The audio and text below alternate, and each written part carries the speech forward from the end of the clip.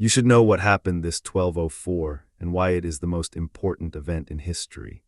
Crusaders in the Fourth Crusade mysteriously diverted from the Holy Land to sack Christian Constantinople instead of Muslim targets, looting vast treasures. This exciting betrayal fatally weakened the Byzantine Empire and boosted Venetian power. Please let us know in the comments where you are watching this history video and what time you are watching it.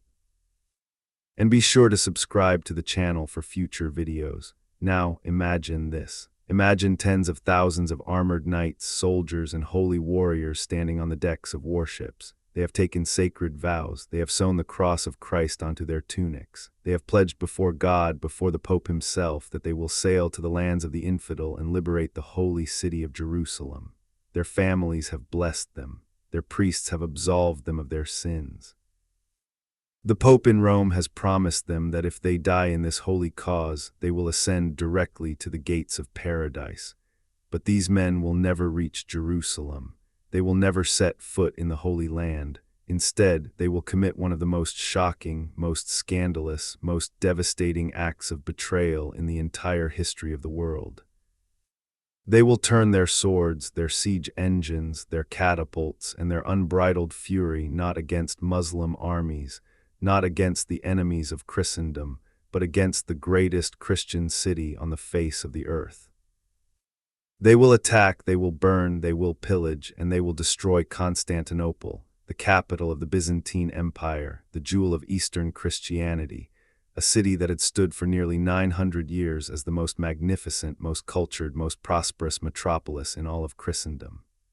And when they are finished, when the smoke clears and the blood dries on the marble floors of churches older than any cathedral in Western Europe, the world will never be the same again. This is the story of the Fourth Crusade. This is the story of how greed, ambition, debt, political manipulation, and the dark hunger for power combined to produce one of history's greatest betrayals. And to understand it, to truly understand how something this monstrous could happen, we have to go back. We have to understand the world as it existed at the turn of the 13th century. We have to understand the forces, the personalities, the grievances, and the calculations that led Christian warriors to massacre fellow Christians in the name of God. Let us begin. The year is 1095, more than a century before the catastrophe we are about to explore. Pope Urban II stood before a vast crowd at the Council of Clermont in France and delivered one of the most consequential speeches in human history. He called upon the knights and warriors of Western Europe to take up arms and march to the east, to liberate the Holy Land from Muslim control, to rescue their fellow Christians in the Byzantine Empire who were being threatened by the advancing Seljuk Turks, and above all, to reclaim the most sacred city in all of Christendom, Jerusalem. The response was electric. Thousands upon thousands of men from every corner of Western Europe answered the call. Nobles, peasants, merchants, priests, criminals seeking redemption, younger sons of aristocratic families seeking glory and land, they all took the cross. They sewed it onto their garments. They pledged their lives, their fortunes, and their sacred honor to this holy cause, and remarkably, against all odds, that First Crusade succeeded. In 1099, after years of marching, fighting, starving, and dying, the Crusaders captured Jerusalem. They established a series of Crusader states along the eastern shore of the Mediterranean, the Kingdom of Jerusalem, the County of Tripoli, the Principality of Antioch, and the County of Edessa. For the first time in centuries, Western European Christians held power in the Holy Land, but holding it would prove far more difficult than conquering it. Over the next century, the Crusader states were under constant pressure. They were surrounded by Muslim powers who viewed these European invaders as interlopers, as occupiers of sacred Islamic territory. The County of Edessa fell in 1144, prompting the Second Crusade, which ended in humiliating failure. And then in 1187, the legendary Muslim commander Saladin dealt the Crusaders a catastrophic blow at the Battle of Hattin, annihilating nearly the entire Crusader army and recapturing Jerusalem itself. The shock in Europe was immense. The Third Crusade was launched almost immediately, led by three of the most powerful monarchs in Europe, King Richard the Lionheart of England, King Philip Augustus of France, and Holy Roman Emperor Frederick Barbarossa. Barbarossa drowned crossing a river in Anatolia before even reaching the Holy Land. Philip went home early after quarreling with Richard, and Richard, despite his legendary military prowess, despite brilliant victories at Acre and Arsuf, could not retake Jerusalem. He negotiated a truce with Saladin that allowed Christian pilgrims access to the holy sites, but the city itself remained firmly in Muslim hands. Richard sailed home in 1192. Saladin died the following year, and the Holy Land remained divided, contested, and unstable. The Crusader states clung to a narrow strip of coastline, increasingly vulnerable, increasingly desperate for reinforcements from the West. This was the world that existed when the Fourth Crusade was called. Jerusalem was lost, the Crusader states were weakening, and the papacy was desperate to reclaim the prestige and the spiritual authority that would come from liberating the Holy City once more. Enter Pope Innocent III. He ascended to the papal throne in January of 1198 at the remarkably young age of 37. He was brilliant, ambitious, ruthless, and utterly convinced that the Pope was the supreme authority on earth, above kings, above emperors, above all temporal rulers. He believed that God had placed him on the throne of St. Peter to lead all of Christendom, and one of his very first acts as Pope was to call for a new crusade.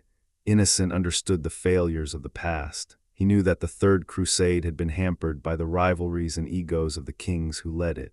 He knew that when monarchs went on crusade, they brought their political agendas with them. They quarreled with each other. They pursued their own interests.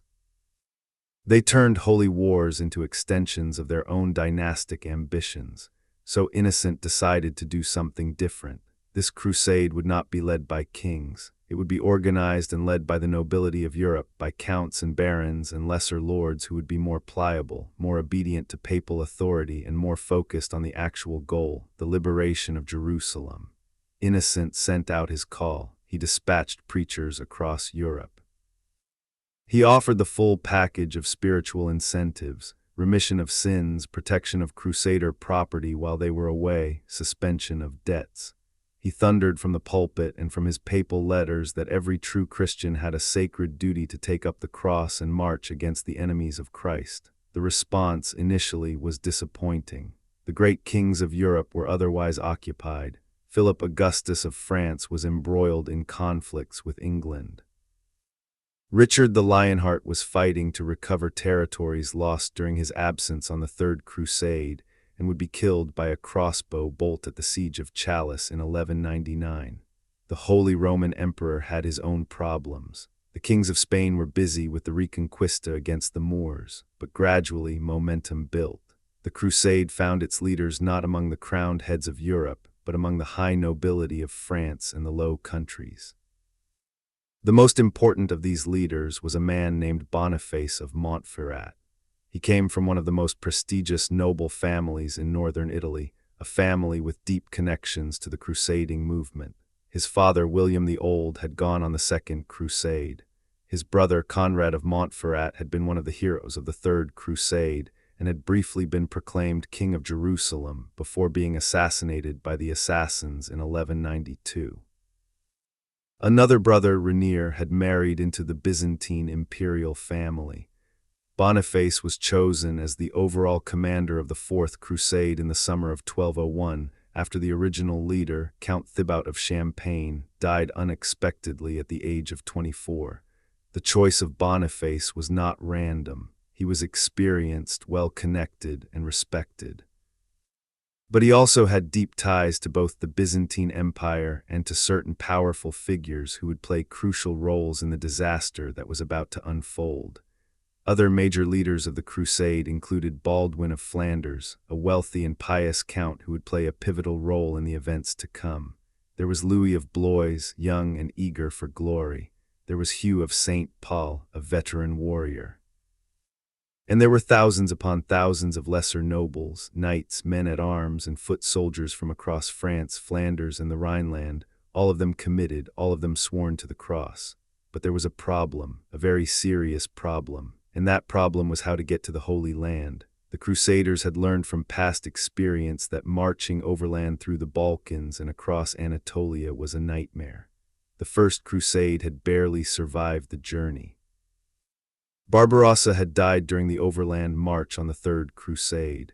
The land route was long, dangerous, and passed through hostile or unreliable territory. The alternative was to go by sea. And going by sea meant one thing: they needed ships. They needed a lot of ships, and there was only one power in the Mediterranean world that could provide the kind of fleet they needed: Venice. Venice in the year 1200 was not merely a city, it was a phenomenon. It was an empire in miniature, a commercial superpower, a maritime republic that punched so far above its weight that it defied belief.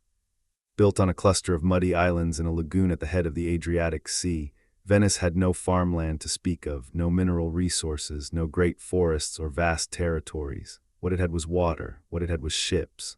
What it had was an absolutely ruthless, absolutely brilliant, absolutely single-minded dedication to commerce and profit. The Venetians were the supreme traders of the medieval world. Their merchant vessels sailed to every port in the Mediterranean and beyond.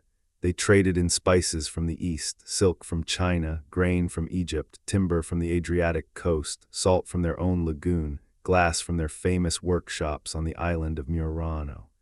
They had established trading colonies and commercial outposts across the eastern Mediterranean. They had negotiated special privileges and exemptions from the Byzantine emperors, giving them access to markets in Constantinople itself, where they maintained a large and prosperous merchant community. And they had ships, hundreds of ships, war galleys with bronze rams and skilled crews of oarsmen who could maneuver with deadly precision. Great round cargo ships that could carry hundreds of men and thousands of tons of supplies. Transport vessels designed specifically to carry horses across the open sea. Venice's arsenal, its great state-owned shipyard, was the largest industrial complex in Europe, capable of turning out a fully equipped war galley in a single day when running at full capacity. The man who ruled this extraordinary city-state was Enrico Dandolo, the Doge of Venice. And Enrico Dandolo was one of the most remarkable, most controversial, and most consequential figures in all of medieval history. When the Crusader envoys arrived in Venice in the spring of 1201 to negotiate transportation, Dandolo was already an old man. He was in his 90s, though some historians put his age slightly younger. By any reckoning, he was ancient by medieval standards, and he was blind, completely or very nearly blind. The cause of his blindness is one of the small mysteries of history. Some later chroniclers claimed that he had been deliberately blinded by the Byzantines during a diplomatic mission to Constantinople years earlier, that they had held a glass reflector to his eyes and burned out his sight. This story may be legend, but if it contains even a grain of truth, it would help explain the deep personal hatred that Dandolo seemed to harbor toward the Byzantine Empire. But blind or not, old or not, Dandolo's mind was as sharp as a Venetian stiletto. He was cunning, calculating, immensely experienced in diplomacy and commerce, and absolutely dedicated to the interests of Venice above all else. He did not care about Jerusalem. He did not care about the Holy Land. He cared about trade routes, about commercial privileges, about eliminating competitors, and about expanding Venetian power in the eastern Mediterranean. And when 6 Crusader envoys arrived at his palace and asked Venice to build a fleet to carry the entire Crusader army to the east, Dandolo saw an opportunity of almost unimaginable proportions. The negotiations were intense. The envoys, led by the French nobleman Geoffrey of Villehardouin, who would later write one of the most important eyewitness accounts of the entire crusade, laid out what they needed. They needed ships to carry approximately 33,500 men, including 4,500 knights with their horses, 9,000 squires and men at arms, and 20,000 foot soldiers. They needed provisions for 9 months, and they needed Venice to provide 50 armed war galleys as an escort. It was a staggering request. Building and outfitting a fleet of this size would require Venice to essentially shut down all normal commercial operations for over a year. It would consume vast quantities of timber, iron, rope, sailcloth, and every other material needed for shipbuilding. It would require thousands of skilled workers laboring around the clock. It was, in effect, a total mobilization of the Venetian economy. Dandolo named his price 85,000 silver marks, 85,000 marks. To put this in perspective, the entire annual revenue of the Kingdom of England at this time was approximately 30,000 marks. The Crusaders were being asked to pay nearly 3 times the annual income of one of the wealthiest kingdoms in Europe. The envoys agreed. In their eagerness, in their desperation to get to the Holy Land, they agreed to terms that they could not possibly meet. And this agreement, this contract signed in the spring of 1201, became the first link in a chain of events that would lead inexorably to the walls of Constantinople. There is something else that must be noted about this deal. Venice would provide the ships and the crews. Venice would suspend all normal commerce for a year to dedicate its entire maritime capacity to the crusade. But in return, Venice would not only receive the 85,000 marks, but would also receive 1/2 of all conquests made during the crusade. 1/2 of everything, every city taken, every territory seized, every treasure looted. Venice would get half. This was not a holy pilgrimage. This was a business deal. And Dandolo had structured it to ensure that Venice would profit enormously, no matter what happened. The Crusaders began arriving in Venice in the summer of 1202. They came in their thousands, traveling from every corner of France, from Flanders, from the Rhineland, from Burgundy and Champagne and Picardy. They crossed the Alps, they sailed down the rivers of northern Italy, and they converged on the city of Venice, expecting to board their ships and sail for the Holy Land. But there was a catastrophic problem. Not enough Crusaders showed up. The original estimate had been that 33,500 men would need transport. That was the number on which the contract with Venice was based. That was the number that determined the price of 85,000 marks, but nowhere near that many Crusaders actually arrived in Venice. Many had changed their minds. Many had found alternative transportation, sailing from other ports in Italy or France. Many had simply never left home at all, their enthusiasm for the crusade having cooled, their funds having run out, their lords having found other priorities. By the end of the summer of 1202, only about 12,000 Crusaders had assembled in Venice, roughly 1/3 of the expected number, and they had brought with them only about 51,000 marks. They were 34,000 marks short of their contractual obligation to Venice. This was a disaster for both sides, but especially for the Crusaders. Venice had fulfilled its end of the bargain. Dandolo had built the fleet.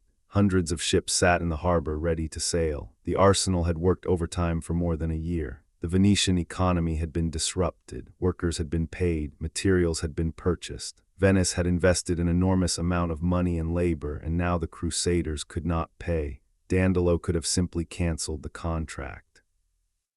He could have sent the Crusaders home in disgrace. He could have sued them, seized their property, or any number of other things, but Dandolo was not interested in canceling anything. He had a plan, and that plan required the Crusaders to remain exactly where they were in his debt, under his influence, and ultimately under his control. The Crusaders were moved to the island of Lido, across the lagoon from Venice proper. There they camped and there they waited, growing increasingly desperate, increasingly frustrated, and increasingly hungry. Venice controlled their food supply. Venice controlled their access to the ships. Venice controlled, in effect, their entire fate. Weeks passed. The Crusaders scraped together every coin they could find. Knights sold their personal belongings. Lords melted down their silver plate. The leaders contributed from their own treasuries.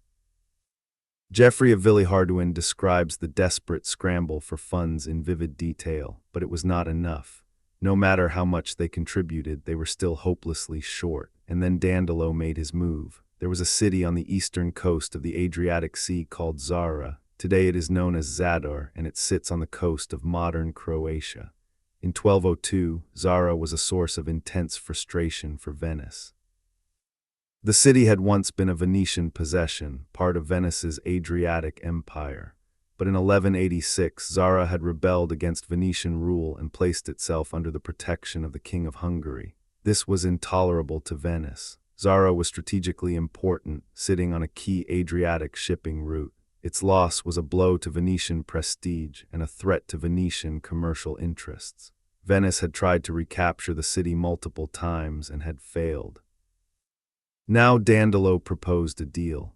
If the Crusaders would help Venice recapture Zara, Venice would defer payment of the outstanding debt. The Crusaders could pay what they owed later from the profits of future conquests. In the meantime, they would get their ships, they would get their supplies, and the crusade could proceed. There was just one small problem. Zara was a Christian city. Its inhabitants were Catholic Christians, subjects of the King of Hungary, who was himself a Catholic Christian and who had, moreover, taken the cross and was technically a Crusader himself. Attacking Zara would mean that Christian Crusaders, sworn to fight the enemies of Christ, would be attacking fellow Christians. It would be a direct violation of everything the Crusade stood for. Pope Innocent III heard about the plan and was horrified. He sent explicit instructions forbidding the Crusaders from attacking any Christian city. He threatened excommunication for anyone who participated in an attack on Zara. His letters were clear, unambiguous, and passionate, but the Crusaders were trapped. They were in debt to Venice. They were stranded on the island of Lido with no way to reach the Holy Land. Their army was deteriorating. Desertion was becoming a serious problem. If they did not accept Dandolo's offer, the crusade would collapse entirely. A bitter debate erupted within the Crusader camp. Some leaders, including the papal legate, a monk named Abbot Martin of Paris, and Simon de Montfort, a devout and uncompromising knight, argued fiercely against the attack. It was a sin, they said. It was a betrayal of their vows. It was exactly the kind of diversion from the holy cause that the Pope had warned against. Simon de Montfort actually left the crusade entirely rather than participate in the attack on Zara. He took a group of like-minded crusaders and made his own way to the Holy Land, eventually arriving in Syria. He would later gain notoriety as the leader of the brutal Albigensian crusade against the Cathars in southern France, but that is another story entirely. The majority, however, swallowed their objections. They had no choice, they told themselves. They had no alternative. If the crusade was to continue, they had to go along with Dandolo's plan. And so, in October of 1202, the fleet finally sailed from Venice. Hundreds of ships carrying thousands of warriors, their horses, their weapons, their siege equipment, and all the provisions they would need. It was one of the largest fleets that had ever been assembled in the Mediterranean. And it sailed not for the Holy Land, not for Egypt, not for Jerusalem, but for the Christian city of Zara on the Dalmatian coast. The siege of Zara began on November 10, 1202, and it lasted only 2 weeks. The city's inhabitants knew they could not withstand the combined might of the Crusader army and the Venetian fleet. They hung crosses and banners from their walls, desperate symbols of their shared Christian faith, hoping to shame the attackers into stopping. It did not work. The Crusaders assaulted the walls. The Venetian ships blockaded the harbor. The city fell on November 24, 1202. It was sacked. It was looted, the walls were partially demolished, and the Christian inhabitants of a Christian city were subjected to the violence and plunder of a Christian army that had been assembled to fight Muslims in the Holy Land. When Pope Innocent received the news, he excommunicated the entire Crusader army, every single one of them. The Venetians, who had not taken crusading vows, he excommunicated outright and permanently. The French and Flemish Crusaders he excommunicated provisionally, later lifting the sentence when they expressed contrition and promised to continue to the Holy Land. But it is worth pausing here to note something. The excommunication of the Venetians was kept secret from the Crusader rank and file. The leaders of the Crusade, fearing that the knowledge would cause mass desertions and the collapse of the entire enterprise, quietly suppressed the Pope's decree. The ordinary soldiers, the common knights and men at arms, were never told that they were fighting alongside men whom the Pope had formally placed outside the community of the faithful. This was a pattern that would repeat itself again and again throughout the Fourth Crusade. Information was controlled. Decisions were made by a small inner circle of leaders. The rank and file were manipulated, deceived, and presented with situations designed to leave them no choice but to go along with plans they might otherwise have rejected. Zara was the first diversion, but it was not the last, and what happened next was far, far worse. The Crusader army wintered in the ruins of Zara, the ships were beached, the soldiers huddled in makeshift shelters, the weather was cold and wet, morale was low. Many men deserted, slipping away in small groups to find their own passage to the Holy Land, or simply going home in disgust. And it was during this miserable winter in the cold and rain of the Dalmatian coast that the second and far more consequential diversion was proposed. To understand what happened next, we need to understand something about the Byzantine Empire and the complicated, bloody, treacherous world of Byzantine politics. The Byzantine Empire in the year 1200 was a shadow of its former glory. At its height, under the great Emperor Justinian in the 6th century, the Byzantine Empire had controlled the entire eastern Mediterranean, including modern Turkey, Greece, the Balkans, Egypt, North Africa, and parts of Italy and Spain. Constantinople itself was the largest, wealthiest, and most sophisticated city in the Christian world, a metropolis of perhaps 400,000 people at a time when the largest cities in Western Europe had populations of maybe 30 or 40,000. But by 1200, the empire had been shrinking for centuries. The Arabs had conquered Egypt, North Africa, and the Levant in the 7th century. The Seljuk Turks had overrun most of Anatolia after the catastrophic Byzantine defeat at the Battle of Manzikert in 1071. The Normans had seized southern Italy and Sicily.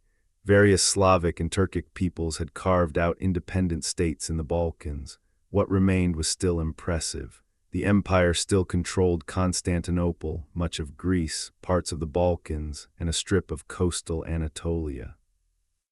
Constantinople was still an enormous city, still fabulously wealthy, still the greatest commercial hub in the eastern Mediterranean. But the empire was weakened, divided, and plagued by internal instability. Byzantine politics was a blood sport. The empire had no clear law of succession. The throne was seized by whoever had the power and the ruthlessness to take it. Emperors were regularly overthrown, blinded, imprisoned, or murdered by their own relatives, their own generals, or their own palace guards. Coups and counter-coups were a regular feature of Byzantine political life, and it was one of these coups that would provide the pretext for the catastrophe of 1204. In 1195, the Byzantine Emperor Isaac II Angelos was overthrown by his own brother, Alexios. The brother seized the throne, imprisoned Isaac, and had him blinded, the traditional Byzantine method of ensuring that a deposed emperor could never rule again, since custom held that a blinded man could not sit on the imperial throne. Isaac's young son, also named Alexios, was a teenager at the time of the coup. He was initially held under a form of house arrest by his uncle, the usurper, now known as Emperor Alexios III. But in 1201, the young prince escaped from Constantinople, smuggled out of the city by sympathizers. He fled to the west, to the courts of Western Europe, seeking help to restore his father to the throne. The young Alexios had a powerful connection. His sister Irene was married to Philip of Swabia, one of the claimants to the throne of the Holy Roman Empire. Philip received the young prince at his court and began looking for ways to help him.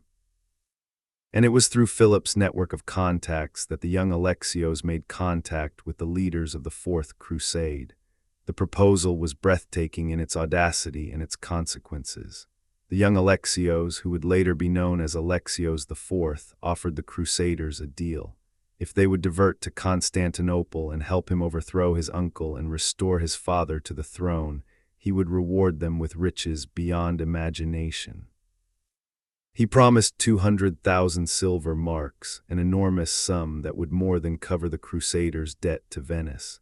He promised to provide 10,000 Byzantine soldiers to join the crusade. He promised to maintain 500 knights in the Holy Land permanently at his own expense. He promised to provide supplies and provisions for the entire Crusader army. And most remarkably, most controversially, he promised to submit the Eastern Orthodox Church to the authority of the Pope in Rome, ending the great schism that had divided Eastern and Western Christianity since 1054. It was an extraordinary offer. If Alexios was telling the truth, if he could actually deliver on these promises, the crusade would be transformed. The debt to Venice would be paid, the army would be reinforced with Byzantine troops. The Crusaders would have all the supplies and funding they needed to mount a major campaign in the Holy Land, and the Pope would achieve the greatest theological victory in centuries, the reunification of the Christian Church under his authority. But could Alexios deliver? Could a young prince, a fugitive with no army and no power base, actually make good on promises of this magnitude? Many of the Crusader leaders were deeply skeptical. They recognized that Alexios was offering them things that were not his to give. He was not the emperor. He had no treasury. He had no authority over the Byzantine Church. His promises were drawn on an account that he did not control, backed by assets he did not possess. The debate within the Crusader camp was fierce and bitter. Once again, the army split. On one side were those who favored the diversion to Constantinople. This faction was led by Boniface of Montferrat, the overall commander of the crusade, who had his own deep connections to the Byzantine world and his own reasons for wanting to intervene in Byzantine politics. Dandolo and the Venetians also supported the diversion, though their motives were very different from those of the French and Flemish lords. Venice had long had a complicated relationship with Constantinople. The Venetians had enjoyed extraordinary commercial privileges in the Byzantine capital for over a century, but those privileges had been repeatedly threatened, curtailed, or revoked by various emperors. In 1171, Emperor Manuel I had arrested every Venetian in Constantinople, confiscating their goods and property. The trauma of that event still scarred the Venetian collective memory. Dandolo himself may have lost his sight during that period, according to some accounts. For Venice, a diversion to Constantinople offered the possibility of installing a friendly, compliant emperor on the Byzantine throne, one who would guarantee and expand Venetian commercial privileges, one who would owe his crown to Venetian support and would therefore be permanently indebted to Venice. On the other side of the debate were those who insisted that the crusade must proceed directly to the Holy Land. These men argued that they had taken vows to fight the enemies of Christ, not to meddle in Byzantine succession disputes. They pointed out that the Pope had explicitly forbidden attacks on Christian cities. They warned that the diversion would end in disaster, that Alexios's promises were too good to be true, and that the army would be swallowed up in the quicksand of Byzantine politics, never to reach the Holy Land at all. Among the opponents of the diversion was a significant group of Crusaders who had already left the army after the attack on Zara. More would leave now. Some went directly to the Holy Land on their own. Others went home entirely. The crusade was hemorrhaging men, and each diversion, each delay, each departure from the original holy purpose drove more men away. But in the end, the faction favoring diversion prevailed. The lure of Alexios's promises was too strong. The financial pressure was too great. The influence of Boniface and Dandolo was too powerful, and the ordinary crusaders, the common soldiers who had no say in the decision, were once again presented with a situation where they had no realistic alternative but to go along. In the spring of 1203, the fleet sailed from Zara. It sailed south through the Adriatic, rounded the southern tip of Greece, and turned northeast into the Aegean Sea. It sailed through the Dardanelles, the narrow strait connecting the Aegean to the Sea of Marmara. And then on June 23, 1203, the Crusader fleet arrived before the walls of Constantinople. Nothing in the experience of any of these Western Europeans could have prepared them for the sight that greeted them. Constantinople was a city unlike any other on earth. It sat on a roughly triangular peninsula at the point where Europe meets Asia, where the waters of the Sea of Marmara flow through the Bosporus Strait into the Black Sea. It was protected on two sides by water, on the south by the Sea of Marmara, and on the north by a long, narrow inlet called the Golden Horn. On its western landward side, the city was defended by the most formidable system of fortifications ever constructed in the ancient or medieval world. The Theodosian walls, built in the 5th century and continuously maintained and upgraded for nearly 800 years, consisted of a triple line of defenses. First, there was a deep moat, 60 feet wide and filled with water. Behind the moat was a low outer wall, studded with towers. Behind that was a massive inner wall, 40 feet high and 15 feet thick, punctuated by enormous towers every 50 to 60 yards. The entire system stretched for approximately 4 miles from the Sea of Marmara to the Golden Horn, sealing off the landward approach to the city completely. No army had ever breached the Theodosian walls by direct assault. Not the Huns of Attila, not the Persians, not the Arabs who had besieged the city twice in the 7th and 8th centuries, not the Bulgars, not the Rus, not anyone. The walls were quite simply the most powerful fortification in the world, and they had kept Constantinople safe for nearly 800 years. But the walls were only part of what made Constantinople extraordinary. The city itself was a wonder. Within those walls lay a metropolis of approximately 400,000 souls, making it by far the largest city in Christendom and one of the largest in the world. Its streets and squares were filled with monuments, churches, palaces, baths, forums, hippodrome, and works of art that dated back centuries. The Hagia Sophia, the great cathedral of holy wisdom, was the largest and most magnificent church in the Christian world. Completed in 537 under Emperor Justinian, its enormous dome seemed to float above the interior like the vault of heaven itself. Its walls were covered in gold mosaics that glittered in the light of thousands of candles and oil lamps. Its marble floors were polished to a mirror shine. Western Europeans who saw it for the first time were literally struck speechless. The Hippodrome, the great chariot racing stadium, could seat 80,000 spectators. It was decorated with treasures plundered from across the ancient world, including the famous bronze horses that had originally stood at a Greek temple, and that would eventually end up on the facade of St. Mark's Basilica in Venice, where they remain to this day. The great palace of the emperors was a sprawling complex of buildings, gardens, courtyards, and ceremonial halls that covered an enormous area along the southeastern edge of the city, overlooking the Sea of Marmara. It contained treasures accumulated over centuries, gold and silver, jewels and relics, libraries filled with manuscripts preserving the knowledge of ancient Greece and Rome, workshops producing the finest silk, the finest metalwork, the finest art in the world. The city's churches held what was believed to be the largest collection of Christian relics anywhere on earth. Fragments of the true cross, the crown of thorns, the holy lance that had pierced Christ's side, the robe of the Virgin Mary, the head of John the Baptist, Constantinople claimed to possess all of these and thousands more. For medieval Christians, these relics were not mere curiosities. They were objects of immense spiritual power, tangible connections to the divine, sources of miraculous healing and protection. The relics of Constantinople were, quite literally, priceless. And the Crusaders who gazed upon this city from the decks of their ships knew all of this. They had heard the stories. They had seen the products of Constantinople's workshops, the silks, the gold work, the icons in the markets of Western Europe. They knew that Constantinople was the richest city in the world, and now they were here at its doorstep with weapons in their hands. Geoffrey of Villehardouin, the Crusader chronicler, described the moment the fleet arrived with vivid clarity. He wrote that the Crusaders stared at the city's massive walls, its countless towers, its great churches and tall palaces, and they could not believe that there could be so rich a city in all the world. He wrote that there was no man among them so brave and daring that his flesh did not shudder at the sight, and he noted that never had so grand an enterprise been undertaken by any people since the creation of the world. The Crusaders set up camp across the Bosporus, at the town of Chalcedon and later at Galata, on the northern shore of the Golden Horn opposite Constantinople.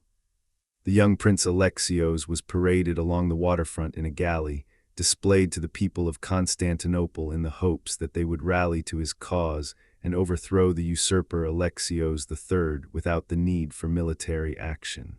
It did not work. The people of Constantinople stared at the young prince from the city walls with indifference or hostility. They had no particular loyalty to the deposed Isaac II, who had been an unpopular and ineffective emperor, and they had no desire to see a foreign army, a Western army of Latins as they called them, install a puppet ruler on the Byzantine throne. The term Latin requires a moment of explanation. In Byzantine usage, Latin referred to all Western Europeans, regardless of their actual nationality. The Byzantines called them Latins because they followed the Latin rite of Christianity and used Latin as their liturgical language, as opposed to the Greek rite and Greek language of the Eastern Orthodox Church. The relationship between the Latins and the Byzantines was deeply troubled. Centuries of theological disputes, cultural misunderstandings, economic competition, and political friction had created a profound mutual hostility. The Byzantines regarded the Latins as barbarians, crude and violent and uncultured, barely civilized savages who ate with their fingers and could not read Greek. The Latins, for their part, regarded the Byzantines as effeminate, decadent, treacherous, and schismatic Christians who had broken away from the true church and who therefore deserved contempt rather than sympathy. This mutual contempt had been building for centuries, and the Crusades had made it worse. During the First Crusade, the Crusader armies had passed through Byzantine territory, and there had been constant friction, violence, and betrayal on both sides. The Byzantines had promised supplies and support and then failed to deliver. The Crusaders had ravaged Byzantine lands and refused to return conquered territories to the empire as they had promised. Each side accused the other of treachery, and each side had reason. By 1203, the accumulated hatred was enormous, and it was about to explode.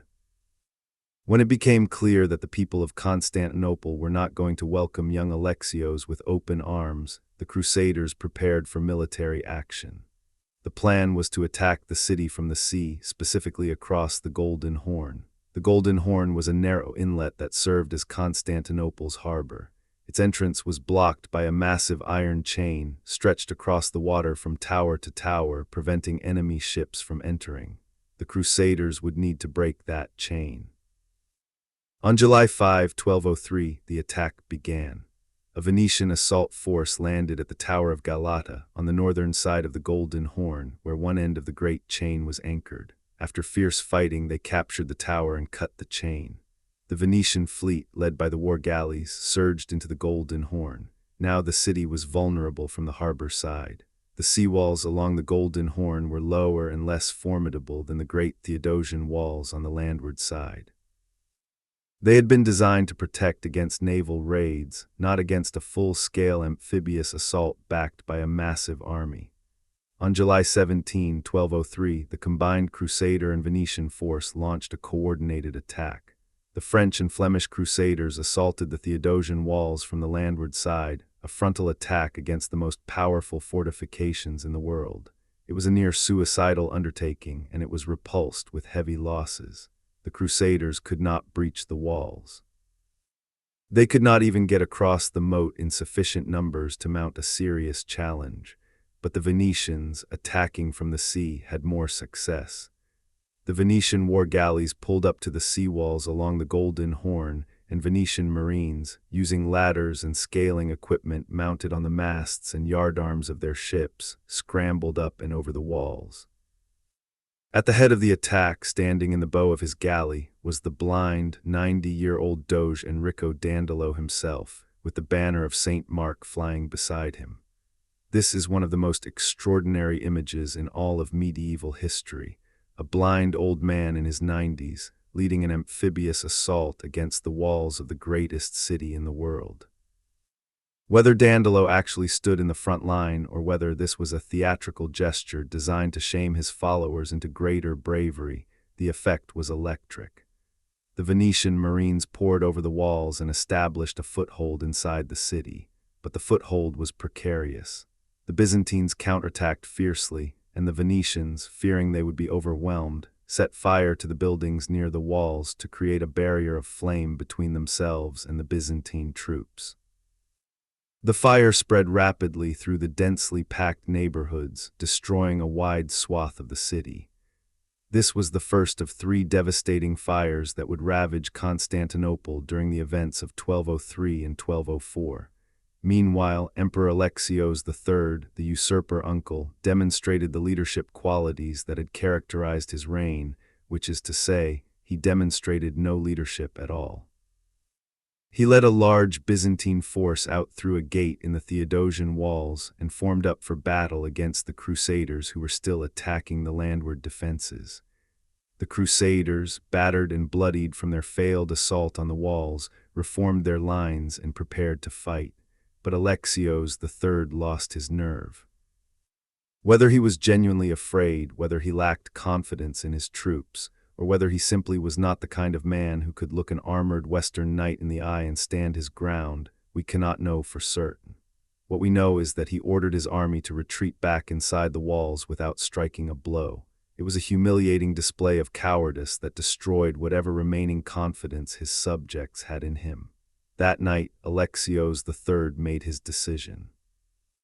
He gathered as much of the imperial treasury as he could carry, loaded it onto a small fleet of ships, and fled the city under cover of darkness. He left behind his wife, his daughters, and his responsibilities. He simply ran. With the usurper gone, the Byzantine court scrambled to find a new emperor. In a remarkable turn of events, the blinded, imprisoned Isaac II was brought out of his dungeon and restored to the throne. His son, the young Prince Alexios, entered the city in triumph and was crowned as co-emperor, becoming Alexios IV. The Crusaders had succeeded. They had accomplished what they had come to Constantinople to do. The usurper was gone, the legitimate dynasty was restored, and now it was time for Alexios IV to make good on his extravagant promises. This is where everything began to fall apart.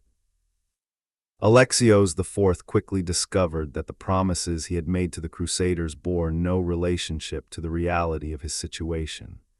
The Byzantine treasury had been depleted by decades of mismanagement, corruption, and the flight of Alexios III, who had taken a significant portion of the remaining funds with him. The 200,000 marks that Alexios IV had promised the Crusaders simply did not exist. The money was not there. Alexios tried to raise funds. He imposed heavy new taxes. He confiscated wealth from the Byzantine aristocracy. He seized gold and silver ornaments from churches, melting down sacred vessels and icons to produce coins. This last act was particularly inflammatory. To the devoutly Orthodox Byzantine population, the sight of their young emperor stripping their churches of their holy ornaments to pay foreign barbarians was an abomination, a sacrilege, a betrayal of everything sacred. Popular resentment against Alexios IV grew rapidly. He was seen as a puppet of the Latins, a traitor who had brought a foreign army to the gates of the imperial city and who was now bankrupting the empire and desecrating churches to pay them off. The Byzantine aristocracy, the clergy, the common people, all of them turned against the young emperor, and the Crusaders were growing impatient. They had been promised 200,000 marks, 10,000 soldiers, and the submission of the Eastern Church to Rome. They had received a fraction of the money, no soldiers, and no church union. Alexios kept asking for more time, assuring them that the money would come, that he just needed a few more weeks, a few more months, but time was running out. The relationship between the Crusaders camped outside the walls and the Byzantine population inside the walls was deteriorating rapidly. There were incidents of violence. Drunken Crusaders brawled with Byzantine citizens. Latin merchants who had been living in Constantinople attacked a mosque in the city's Muslim quarter, an act that inflamed both Muslim and Orthodox opinion against the Westerners. The fire that the Venetians had set during the July assault had destroyed hundreds of homes and left thousands of people homeless, and the survivors blamed the Latins for their suffering. In August of 1203, a group of armed Latins, Venetians, Pisans, and Flemish Crusaders attacked a small mosque in the Muslim quarter of Constantinople. The fire they set during this attack spread out of control and became one of the most devastating urban fires in history up to that point. For 3 days, the fire raged through the heart of Constantinople, destroying an area of approximately 440 acres, leveling homes, churches, shops, and public buildings, and leaving an estimated 100,000 people homeless. This was a catastrophe of unimaginable proportions. The fire of August 1203 destroyed more of Constantinople than any enemy army had ever managed, and it had been started by the very people who were supposedly there to help. The Latin community in Constantinople, numbering perhaps 15,000 people, Venetian, Pisan, Genoese, and other Italian merchants who had lived in the city for decades, now feared for their lives. Most of them fled across the Golden Horn to the Crusader camp, adding their numbers to the army, but also adding their anger and their grievances to the volatile mix. The situation was now desperate. Alexios IV was trapped between the Crusaders outside the walls, who demanded payment, and his own people inside the walls, who despised him for having brought the Crusaders there in the first place. His father, the restored Emperor Isaac II, was old, blind, and increasingly detached from reality, possibly suffering from some form of dementia. The co-emperors were emperors in name only, with no real power, no money, and no support. In late November of 1203, Alexios IV met with the Crusader leaders and confessed that he could not fulfill his promises. He did not have the money, he could not provide the soldiers, and he certainly could not force the Byzantine Church to submit to Rome. The very suggestion would have provoked a revolution. The Crusaders were furious. They had been deceived, they believed. They had diverted from their holy mission, they had attacked a Christian city, they had risked their lives and their souls, all on the basis of promises that had turned out to be empty. Envoys were sent to Alexios IV with an ultimatum: pay what you owe or face the consequences. Alexios, desperate and cornered, seems to have briefly considered turning against the Crusaders entirely, using Greek fire, the Byzantine Empire's fearsome incendiary weapon, to destroy the Venetian fleet. But he lacked the will and the capacity to carry out such a plan. Meanwhile, a new figure was emerging from the shadows of Byzantine politics. His name was Alexios Doukas, and he was known by his nickname, Mourtzouphlos, which referred to his thick, bushy eyebrows that grew together in a single line across his forehead. Mourtzouphlos was a court insider, a Byzantine aristocrat who was close to the imperial family, but who also had his own ambitions. Mourtzouphlos positioned himself as the champion of Byzantine resistance to the Latins. He denounced Alexios IV as a traitor and a puppet. He rallied the anti-Latin faction at court and in the streets. And in the early hours of January 28, 1204, he struck. In a palace coup, Mourtzouphlos seized the young Emperor Alexios IV, threw him into a dungeon, and proclaimed himself emperor as Alexios V. The old, blind Emperor Isaac II, learning of his son's fate, collapsed and died within days, whether from shock, grief, or natural causes, no one can say for certain. Mourtzouphlos then did what he considered necessary to secure his position. He had the deposed Alexios IV strangled in his cell. Some accounts say he was strangled with a bowstring. Others say he was poisoned first and then strangled when the poison did not work quickly enough. Either way, the young prince who had brought the Crusaders to Constantinople was dead, murdered by one of his own countrymen. The murder of Alexios IV changed everything. Up until this point, the Crusaders could tell themselves, however unconvincingly, that their presence at Constantinople was legitimate. They were there at the invitation of the rightful heir to the Byzantine throne. They were there to restore a deposed dynasty. They were there on a mission that, while not directly related to the liberation of Jerusalem, was at least aligned with the interests of Christendom. But now their patron was dead. Their legal justification for being at Constantinople had been murdered along with him, and the debts that Alexios IV had owed them, the money, the soldiers, the supplies, were now owed by no one. Mourtzouphlos had no intention of paying them. He had no intention of cooperating with them in any way.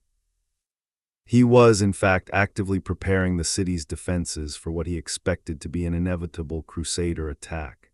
And here, in this moment, the leaders of the Fourth Crusade made the decision that would echo through the centuries. They decided to attack Constantinople, not to install a friendly emperor, not to collect a debt, but to conquer the city outright, to take it by force, to loot its treasures, and to divide its territory among themselves. The decision was formalized in a document known as the Pact, signed in March of 1204 by the leaders of the Crusade and by Dandolo on behalf of Venice. The pact spelled out in remarkable detail how the spoils of conquest would be divided. A committee of 6 Venetians and 6 Crusaders would choose a new emperor for Constantinople, a Latin emperor, a Western European, who would rule in place of the Byzantine dynasty. The new emperor would receive 1/4 of the conquered territory. The remaining 3/4 would be divided equally between Venice and the Crusader lords. All loot would be collected in a central pool and divided according to a predetermined formula. The March Pact is an extraordinary document. It reveals with brutal clarity that the leaders of the Fourth Crusade had completely abandoned any pretense of fighting for the Holy Land. This was not a crusade anymore. It was a conquest, a naked grab for territory and treasure, organized with the cold efficiency of a business transaction. And the theologians of the Crusade provided the moral cover. They argued that the Byzantines were schismatics, enemies of the true faith who had broken with Rome, and who therefore deserved whatever punishment God chose to inflict upon them. They argued that Mourtzouphlos was a murderer and a usurper, and that overthrowing him was an act of divine justice. They argued that the wealth of Constantinople, properly redistributed, could fund the eventual liberation of Jerusalem, and that therefore the attack was in service of the crusading cause after all. These arguments were self-serving, cynical, and morally bankrupt, but they served their purpose. They gave the Crusaders just enough theological cover to quiet their consciences, or at least to quiet the most insistent voices of protest. The Byzantine Empire, for all its cultural and economic sophistication, was militarily weak in 1204. The empire had relied for centuries on a combination of diplomacy, bribery, and mercenary forces to defend itself. Its native military capacity had been declining for generations. The great theme system, the network of military provinces that had once provided the empire with a formidable peasant army, had been gutted by centuries of aristocratic land-grabbing and political corruption. The professional army that remained was small, poorly funded, and heavily dependent on foreign mercenaries, including, ironically, many Western European Latins. Mourtzouphlos was a more energetic and courageous leader than his predecessor, Alexios III. He worked to strengthen the city's defenses, reinforcing the seawalls along the Golden Horn, which were the most vulnerable point. He constructed new wooden towers on top of the existing stone walls, giving his defenders a height advantage. He stationed troops at key points and organized the city's resources for defense, but he faced enormous challenges. The Byzantine navy was virtually non-existent, having been allowed to decay over decades of neglect. The Venetians had complete control of the sea. Mourtzouphlos could not prevent the Crusader fleet from approaching the walls. He could not even keep the Golden Horn clear of enemy ships, since the Great Chain had already been broken during the attack of July 1203. Moreover, the population of Constantinople, while hostile to the Latins, was not united behind Mourtzouphlos. Many regarded him as a murderer and a usurper. The aristocratic factions that had plagued Byzantine politics for centuries were still active, still scheming, still putting their own interests ahead of the common defense. There was no unified Byzantine response to the Crusader threat. On April 9, 1204, the Crusaders launched their first major assault. The attack came from the sea, across the Golden Horn. The Venetian fleet sailed up to the seawalls, and the Marines attempted to scale the walls using ladders and bridges mounted on the ship's masts. It was a repeat of the technique that had worked in July 1203, but this time the Byzantines were ready. Mourtzouphlos had strengthened the defenses considerably. The new wooden towers gave the defenders a commanding height advantage. They rained down arrows, crossbow bolts, stones, and Greek fire on the attacking ships. Greek fire, the Byzantine Empire's most fearsome weapon, was an incendiary compound that burned on water and could not be extinguished by normal means. When it hit a ship, the vessel burst into flames that could not be put out.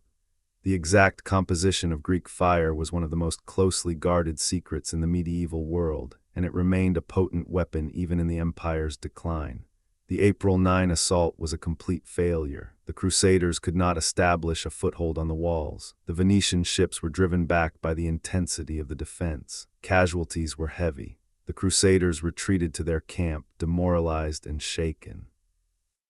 For a brief moment it seemed possible that Constantinople might hold, that the greatest city in Christendom might withstand its attackers, that the Fourth Crusade might end in failure, its army repulsed and humiliated, forced to slink away from the walls of a city it could not take. But 3 days later the Crusaders tried again. On April 12, 1204, the Crusaders launched a second assault. This time they made a crucial tactical adjustment. Instead of each ship attacking the walls individually, the Venetians lashed their ships together in pairs, combining the height of their masting equipment and the width of their boarding platforms. This gave them a larger, more stable platform from which to assault the walls and allowed them to bring more men to bear at each point of contact. The attack began in the morning, and for hours the outcome hung in the balance. The fighting along the sea walls was ferocious. Men fell from the walls into the water and drowned in their heavy armor. Greek fire roared and crackled. Arrows hissed through the air. The noise was deafening, the clash of metal, the screams of the wounded, the war cries of the attackers, the defiant shouts of the defenders.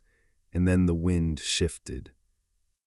A strong north wind sprang up, pushing the Venetian ships hard against the seawalls, pinning them in place and giving the marines on the masts and yardarms the ability to reach the tops of the walls and the defensive towers. 2 men whose names have been preserved by the chroniclers were among the first to set foot on the wall. One was a Venetian sailor. The other was a French knight named Andrew of Duribois. The breach, once made, widened rapidly. More Crusaders poured through. Hand-to-hand fighting raged along the top of the wall and in the towers. The Byzantine defenders, outnumbered at the point of contact and unable to bring reinforcements quickly enough, began to fall back. And then someone found a postern gate, a small, bricked-up doorway in the wall at ground level. A group of Crusaders hacked through the bricks and forced the gate open, creating a breach at ground level through which armed knights could pour. Among the first through the gate was a fierce warrior named Peter of Amiens, who led a charge into the streets beyond. Mourtzouphlos, fighting to rally his troops, found himself overwhelmed. The defenders at the point of breach were in retreat. The Crusaders were inside the walls, and the fire, another fire, the third great fire of the siege, was spreading through the neighborhoods near the walls, set by the Crusaders to cover their advance and to prevent Byzantine counterattacks. The emperor attempted to rally a counterattack, but it was too late.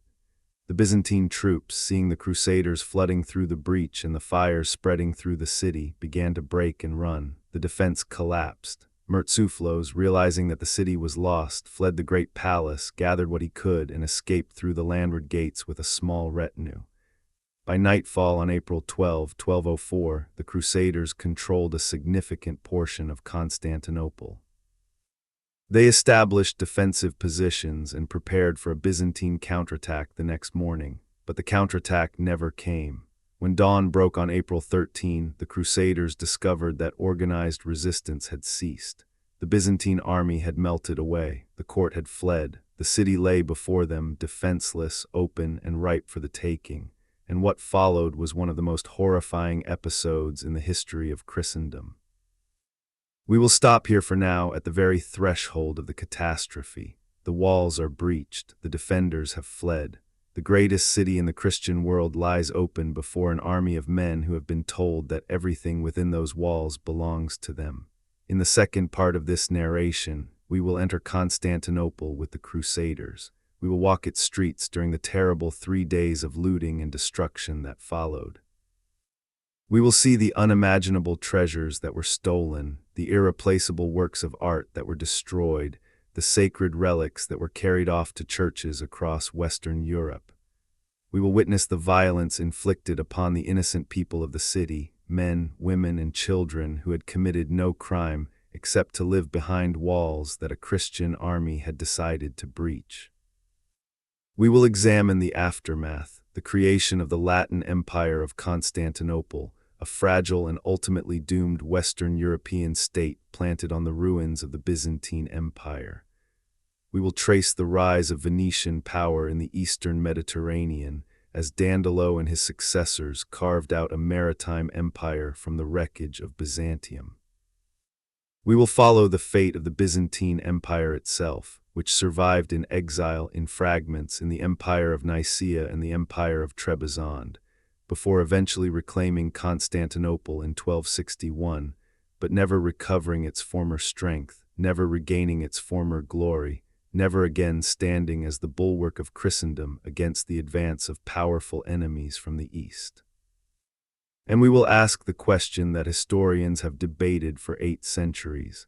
Was the sack of Constantinople a tragic accident, the unintended consequence of a series of unfortunate decisions? Or was it a deliberate act of treachery, planned from the beginning by men who saw the wealth of Constantinople and decided to take it? Was it the result of circumstances spinning out of control? Or was it the calculated outcome of Venetian policy, of Dandolo's master plan to redirect the crusade away from the Holy Land and toward the real prize, the commercial domination of the Eastern Mediterranean? These questions and their answers will form the heart of our second part. But before we leave this moment, before we pause at the threshold of April 13, 1204, let us take one last look at what is about to be destroyed. Constantinople in 1204 was not merely a city, it was a civilization. It was the living repository of nearly 1,000 years of Roman and Greek culture, learning, and artistic achievement. Its libraries held manuscripts that preserved the works of Plato, Aristotle, Homer, Sophocles, Euripides, and countless other ancient writers. Its churches held mosaics and icons of surpassing beauty, created by generations of artists working in a tradition that stretched back to the earliest centuries of Christianity. Its workshops produced silks, metalwork, enamels, and illuminated manuscripts that were the finest in the world. All of this was about to be subjected to the fury of an army that had been promised that everything inside the walls was theirs for the taking. An army that had been frustrated, underpaid, and kept waiting for months. An army that had been told by its priests that the people of Constantinople were schismatics and sinners, barely better than the Muslim infidels they had originally set out to fight. The men who stood at the gates of Constantinople on the morning of April 13, 1204, were not monsters. They were men of their time, products of a culture that glorified warfare and rewarded aggression, that divided the world into the faithful and the damned, that believed God had given them permission, indeed, had commanded them to take what they wanted from those who opposed his will. But what they did in the days that followed would haunt the Christian conscience for centuries. The wounds they inflicted on that day would never fully heal. The schism between Eastern and Western Christianity, already deep and bitter, would become a chasm so wide that even today, more than 800 years later, it has not been bridged. The patriarch of the Eastern Orthodox Church, 8 centuries after the event, still speaks of the sack of Constantinople with pain and anger. When Pope John Paul II visited Athens in 2001, the Archbishop of the Greek Orthodox Church raised the subject of 1204, demanding an apology. The wound is still raw, the betrayal is still remembered, the scar is still visible on the body of Christendom. And it all began with a debt that could not be paid, a deal that should never have been struck, and a blind old man in Venice who saw more clearly than anyone the opportunity that chaos presented. Let us take a moment now to reflect on the personalities who brought this catastrophe into being. Not because understanding their motives excuses their actions, but because understanding how ordinary human failings, greed, ambition, cowardice, self-deception, can combine to produce extraordinary evil is one of the most important lessons that history can teach us. Enrico Dandolo, the Doge of Venice, what drove this extraordinary old man? Was it personal hatred of the Byzantines, born of whatever injury had cost him his sight?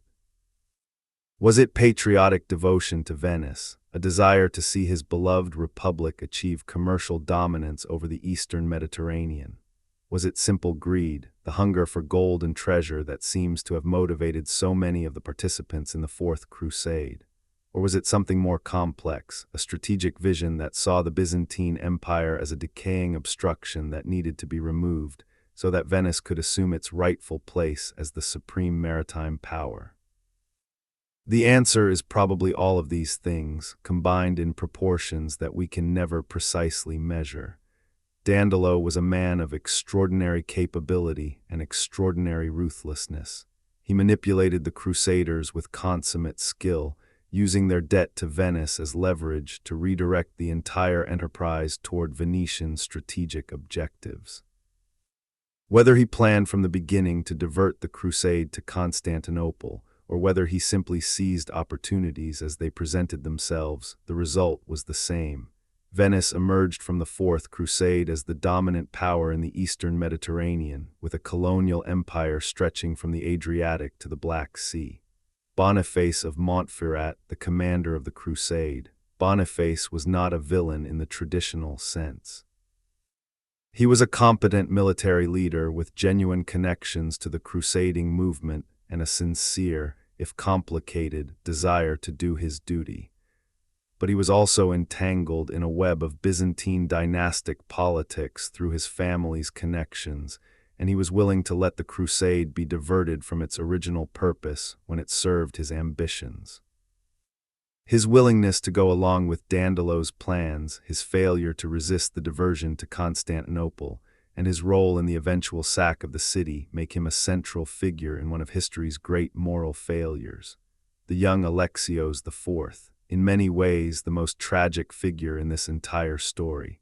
He was barely more than a boy when he escaped from Constantinople and went looking for help in the courts of Western Europe. He made promises he could not keep, driven by desperation and naivety. He believed that the people of Constantinople would welcome him as a liberator, that the wealth of the empire would be sufficient to pay his debts to the Crusaders, and that he could reconcile the Eastern and Western churches with a wave of his imperial hand. He was wrong on all counts. And his miscalculations, his reckless promises, and his ultimate helplessness in the face of forces far beyond his control led directly to the destruction of his city and his own murder at the hands of Mourtzouphlos. And what of the ordinary Crusaders, the common soldiers and knights who made up the bulk of the army? What did they think about all of this? The chronicles give us glimpses. There was constant dissent, constant debate, constant resistance to the diversions.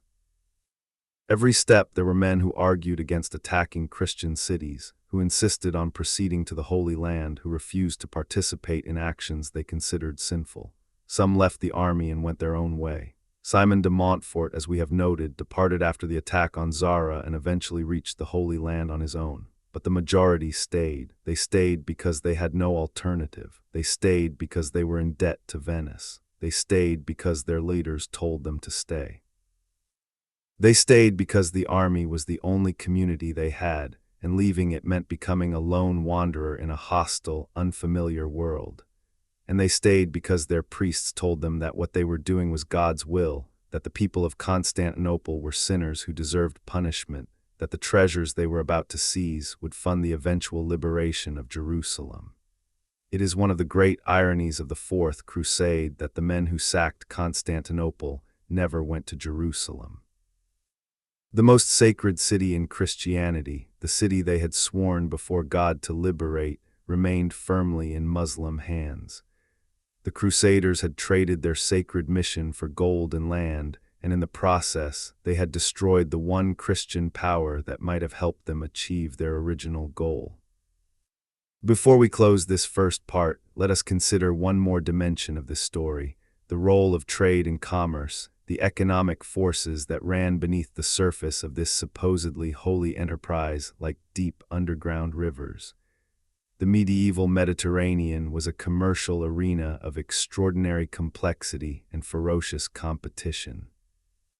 The trade routes that connected Europe to Asia, that carried spices and silk and precious stones from India, China, and the Middle East to the markets of Italy, France, and the Low Countries, were the arteries of the medieval economy.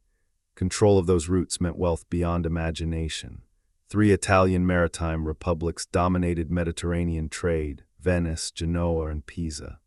They competed with each other ruthlessly, sometimes violently, for access to the most lucrative markets. And the most important market of all was Constantinople. Constantinople sat at the crossroads of the world. It was the gateway between Europe and Asia, the point where the land routes from China and Central Asia met the sea routes of the Mediterranean and the Black Sea. Everything flowed through Constantinople: silk, spices, gold, furs, grain, timber, slaves. Whoever controlled Constantinople controlled the most important commercial hub in the world. Venice had long enjoyed a privileged position in Constantinople. A series of treaties with the Byzantine emperors had given Venetian merchants special rights, reduced tariffs, their own commercial quarter in the city, judicial autonomy, and other privileges that gave them a significant competitive advantage over their Genoese and Pisan rivals. But those privileges had never been secure. Byzantine emperors had a habit of granting privileges and then revoking them, of playing the Italian republics against each other, of using commercial concessions as tools of diplomacy. The arrest and expulsion of the Venetian community in 1171 had been the most dramatic example, but there had been many smaller incidents of friction, harassment, and commercial restriction. For Dandolo, the Fourth Crusade represented the opportunity to end this uncertainty once and for all. By installing a friendly Latin emperor on the throne of Constantinople, or better yet, by replacing the Byzantine Empire entirely with a Venetian-dominated commercial empire, Venice could secure its trading privileges permanently. It could shut out its rivals. It could control the flow of goods between East and West. It could become not just a major player in Mediterranean commerce, but the dominant player, the undisputed master of the richest trade routes in the world. This commercial logic, cold and calculating, was the engine that drove the Fourth Crusade from Venice to Zara to Constantinople. The religious rhetoric, the papal bulls, the vows and crosses and prayers, all of that was real. All of that mattered to the common soldiers and the lower-ranking knights. But at the top, at the level of grand strategy, the Fourth Crusade was driven by money, by trade, by the hunger for commercial dominance, by the desire to control the flow of goods that made the Mediterranean world turn, and Venice achieved its goal. In the aftermath of the sack, Venice carved out a maritime empire of extraordinary scope. It seized the island of Crete. It took control of key ports and islands throughout the Aegean and the Adriatic. It secured commercial quarters in Constantinople itself. It established the trading network that would make Venice the richest city in Europe for the next 3 centuries. All paid for in Byzantine blood. As we close this first part, let us set the stage for what is to come. It is the morning of April 13, 1204. The sun is rising over the Bosporus, casting its golden light over a city that has been the capital of the Roman world for nearly 900 years. The fires from the previous night's fighting still burn in some quarters, sending columns of smoke into the sky.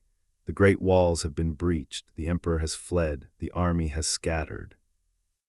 The people of Constantinople cower in their homes, in their churches, in the basements of their great palaces, praying for deliverance, praying for a miracle, praying that the men outside their doors will show mercy. They will not show mercy. What happens next will live in infamy for as long as human beings tell stories about the past.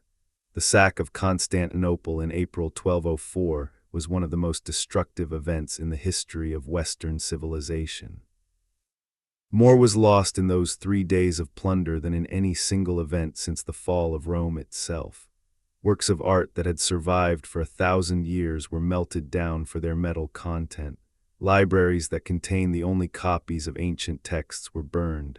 Churches that had stood since the time of Justinian were desecrated, their altars smashed, their icons defaced, their relics scattered, and the human cost was immeasurable. The people of Constantinople, men, women, children, the old, the young, the rich, the poor, were subjected to an orgy of violence that shocks the conscience even 8 centuries later. This is the story we will tell in part 2. This is the story of what happened when Christian soldiers turned on their fellow Christians, when holy warriors became looters and vandals and worse, when the greatest city in Christendom was destroyed not by its enemies, but by those who claimed to be its friends. We return now to the walls of Constantinople. It is the morning of April 13, 1204, and the greatest city in the Christian world lies open before an army of Western European warriors who have abandoned every pretense of their original holy mission. The emperor has fled. The Byzantine army has scattered into the night. The gates stand unguarded. The streets beyond are filled with terrified citizens who have no army to protect them, no emperor to rally them, no hope of deliverance. The Crusader leaders gave their men their orders. 3 days. They would have 3 days of unrestricted plunder. 3 days in which every soldier, from the highest lord to the lowest foot soldier, could take whatever he could carry. 3 days in which the accumulated wealth of nearly 9 centuries of Roman and Byzantine civilization would be available for the taking. There was only one rule. All plunder was supposed to be collected at designated points and divided according to the terms of the March Pact, the agreement signed between the Crusaders and Venice before the assault. Each man was supposed to bring whatever he seized to one of 3 churches designated as collection points, where the loot would be inventoried, assessed, and distributed fairly, half to Venice, half to the Crusaders, a portion set aside for the new Latin emperor who would be elected. This rule was honored almost entirely in the breach. What actually happened was a free-for-all, a frenzy of looting and destruction and violence that the chroniclers of the time described with a mixture of shame, horror, and in some cases, barely concealed excitement. Let us enter the city. The Crusaders poured through the breached walls and the opened gates in a flood of iron and fury. They came on horseback and on foot, carrying swords and axes and maces, dragging carts and pack mules to haul away whatever they could find. They spread through the streets of Constantinople like a plague, fanning out through the great avenues and the narrow alleyways, kicking down doors, smashing through windows, forcing their way into homes and shops and churches and palaces. The first targets were the obvious ones, the great churches and monasteries, which were known to contain enormous treasures. Constantinople's churches were repositories of wealth accumulated over centuries. Their altars were covered in gold and silver plate. Their walls were adorned with icons framed in precious metals and studded with jewels. Their crypts and sacristies held reliquaries containing the bones and possessions of saints, encased in gold and silver caskets decorated with enamel and gemstones. The Crusaders fell upon these treasures with unrestrained greed. They stripped the altars bare. They tore gold panels from the walls. They smashed silver reliquaries to get at the precious metal, scattering the sacred bones inside across the floor. They pulled jewels from the settings of icons and pried gold leaf from mosaics that had taken generations of artists decades to create. The great church of Hagia Sophia, the cathedral of holy wisdom, the most magnificent church in all of Christendom, was among the first to be violated. The Crusaders broke down its doors and stormed inside. What they found beggared description. The interior of Hagia Sophia was covered from floor to dome in gold mosaics. The altar was made of gold and silver, encrusted with precious stones.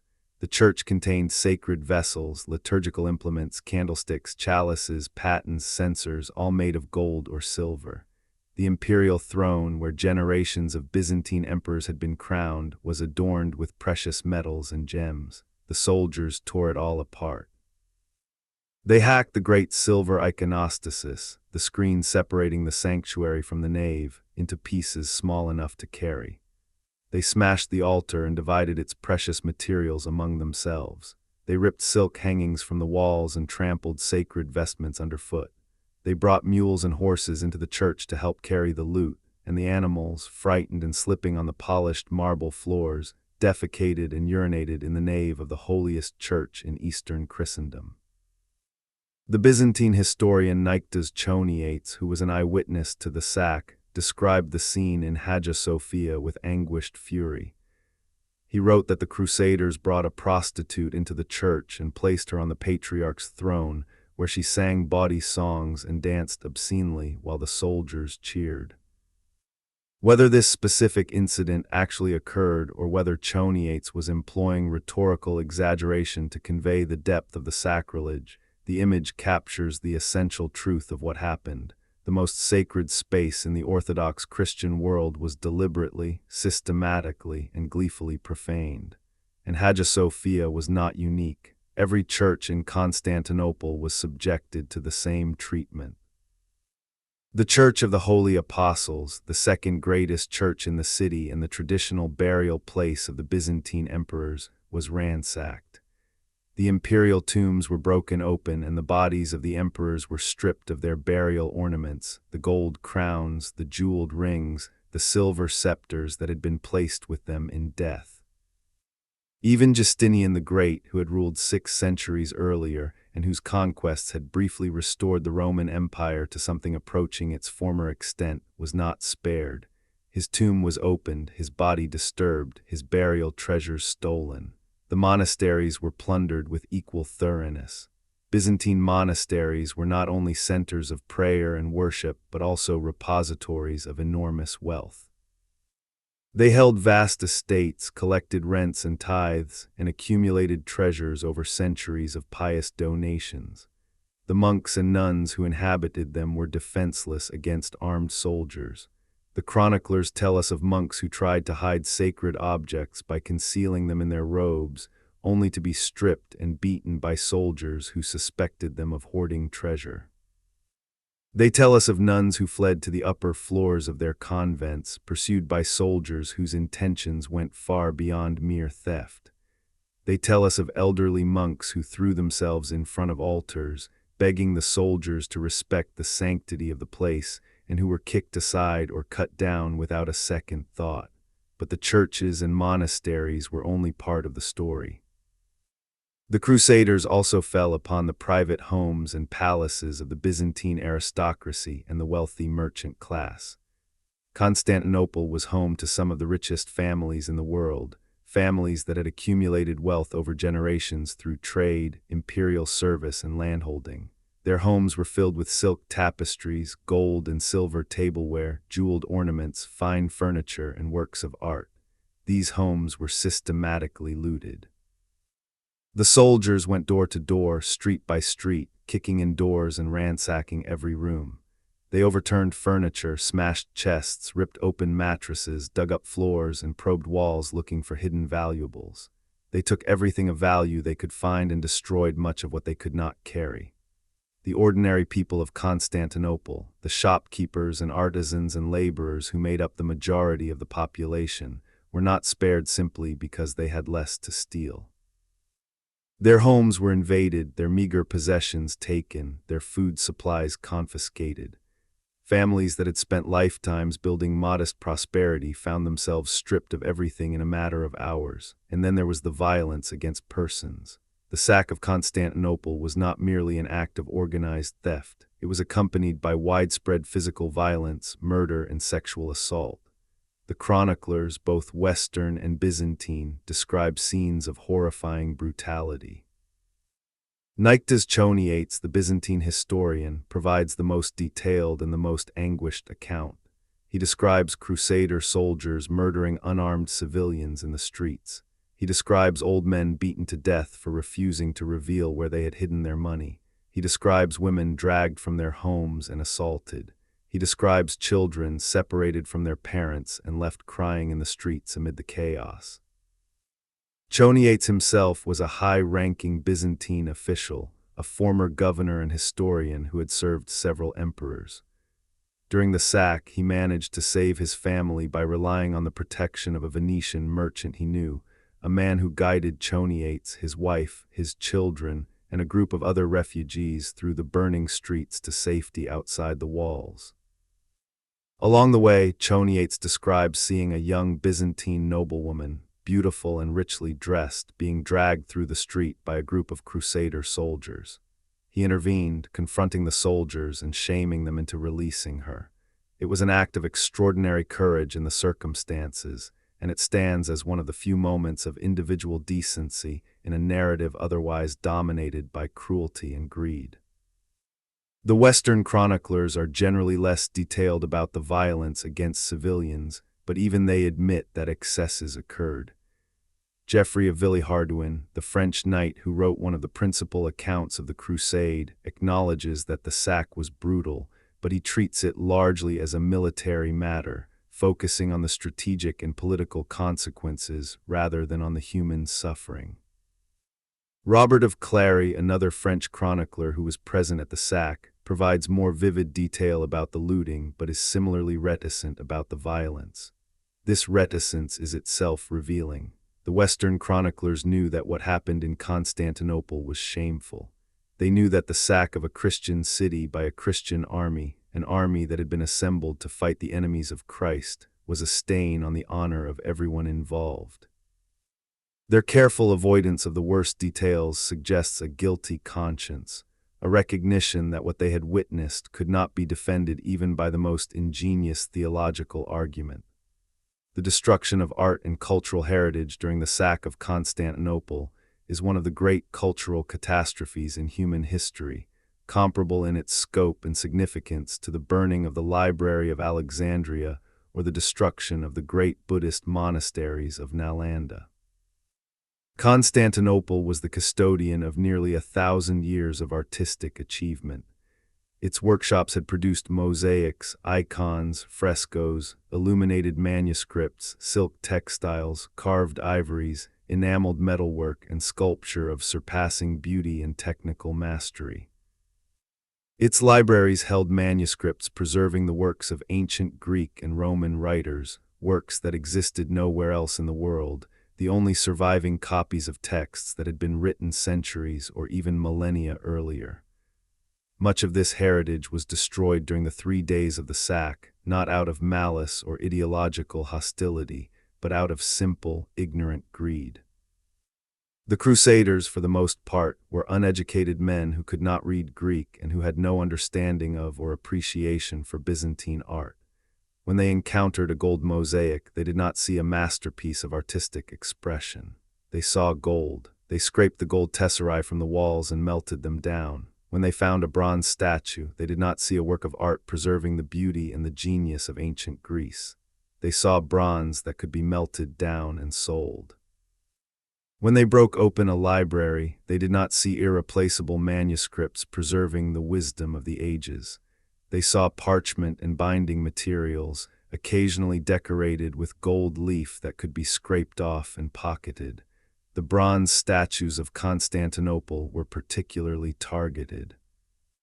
The city was decorated with hundreds of ancient bronze statues, many of them masterpieces of Greek and Roman sculpture that had been brought to Constantinople from all over the empire by successive emperors.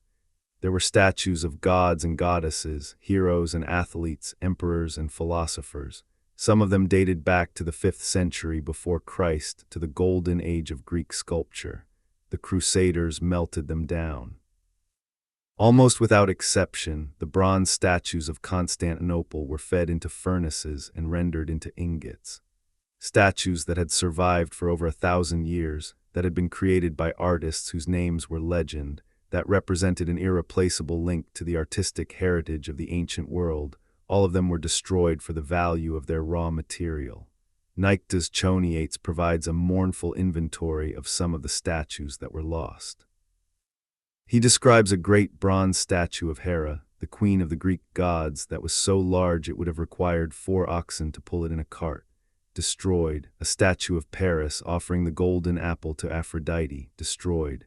A great bronze statue of Athena that stood in the Forum of Constantine. Destroyed. A statue of the wind god Aeolus. Destroyed. The famous statue of the emperor as a charioteer that stood atop a column in the Hippodrome. Destroyed. In all, Choniates lists dozens of major sculptural works that were melted down during the sack. The loss is incalculable. We have almost no surviving examples of ancient Greek bronze sculpture. The great majority were lost to exactly this kind of destruction, melted down for their metal over the centuries. The few that survive, like the charioteer of Delphi or the Rias bronzes, are regarded as among the most precious objects in the world. Constantinople had hundreds of comparable works, and the Crusaders destroyed them all. The loss of manuscripts and books was similarly devastating, though harder to quantify. We know that Byzantine libraries held vast collections, including works by ancient authors that are now lost to us entirely. How many of those losses can be attributed specifically to the sack of 1204 is impossible to say with certainty, but it is clear that the destruction was enormous. Fires consumed entire libraries. Soldiers tore up manuscripts for use as fuel, as bedding, or as wrapping material. Bindings decorated with gold or precious stones were stripped and the parchment discarded. The cultural catastrophe of 1204 cannot be overstated. It was not merely the loss of individual objects, however precious.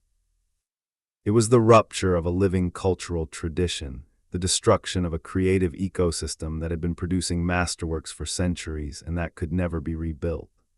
The Byzantine artistic tradition did not end in 1204. It continued in the successor states and eventually experienced a partial revival after the recapture of Constantinople in 1261. But it never recovered the resources, the patronage, or the institutional support that it had enjoyed before the sack. The Fourth Crusade did not merely steal the treasures of Constantinople, it broke the engine that had produced them. Among the most coveted objects taken from Constantinople were the sacred relics. In the medieval Christian world, relics, the physical remains of saints or objects associated with the life and death of Christ, were not mere curiosities or historical artifacts. They were objects of immense spiritual power. They were believed to channel divine grace, to perform miracles of healing, to protect the communities that possessed them from plague, famine, invasion, and every other disaster. A church that possessed a major relic, a fragment of the true cross, a bone of an apostle, a piece of the Virgin Mary's robe, was not merely a place of worship. It was a spiritual powerhouse, a destination for pilgrimage, and a source of prestige and revenue for the community that housed it. Constantinople possessed the greatest collection of relics in the Christian world. Over the centuries, Byzantine emperors had assembled a staggering hoard of sacred objects. The imperial chapel in the Great Palace alone contained relics that the rest of Christendom could only dream of possessing. The crown of thorns, the holy lance that had pierced Christ's side, fragments of the true cross, the holy sponge that had been soaked in vinegar and offered to Christ on the cross, the holy nails, the sandals of Christ, the rod of Moses, and countless other objects of veneration. The Crusaders seized all of them.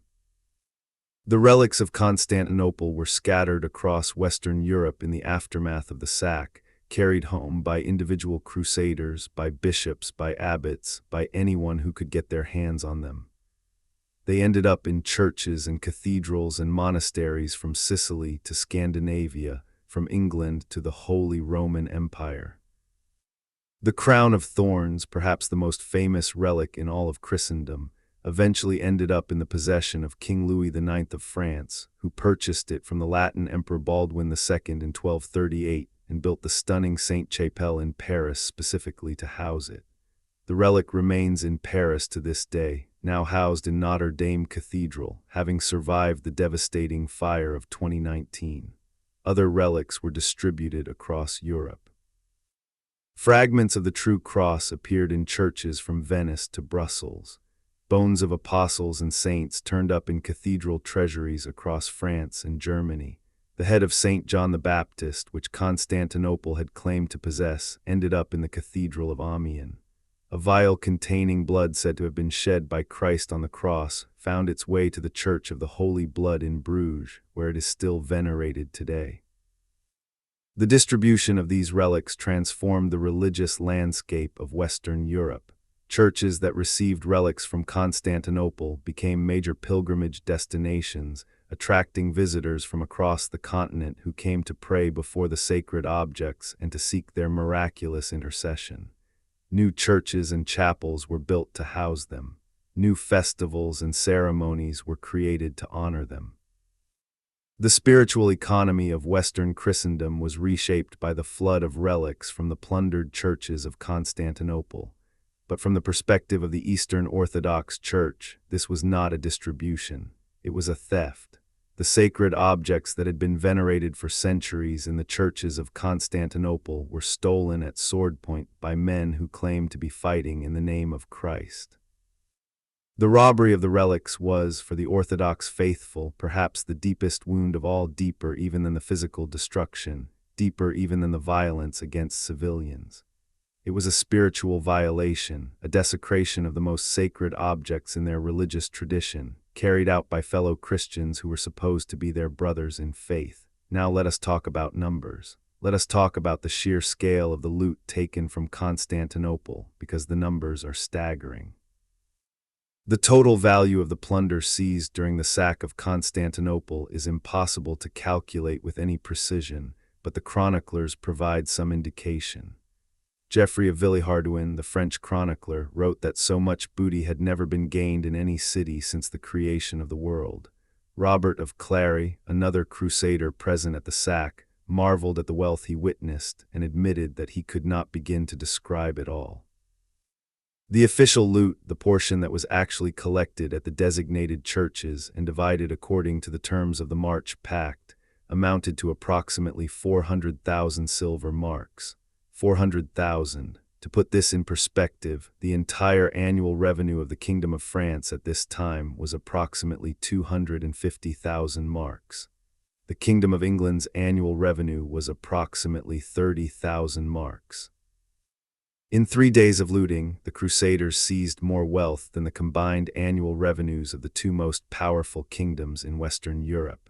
And 400,000 marks was only the official total, the loot that was actually turned in. Everyone knew that a vast amount of plunder was concealed by individual soldiers who hid their most valuable finds rather than surrendering them to the common pool. The actual total value of everything stolen from Constantinople may have been several times the official figure. From this official pool, the Crusaders paid off their debt to Venice. The 50,000 marks still owed to Venice were paid in full.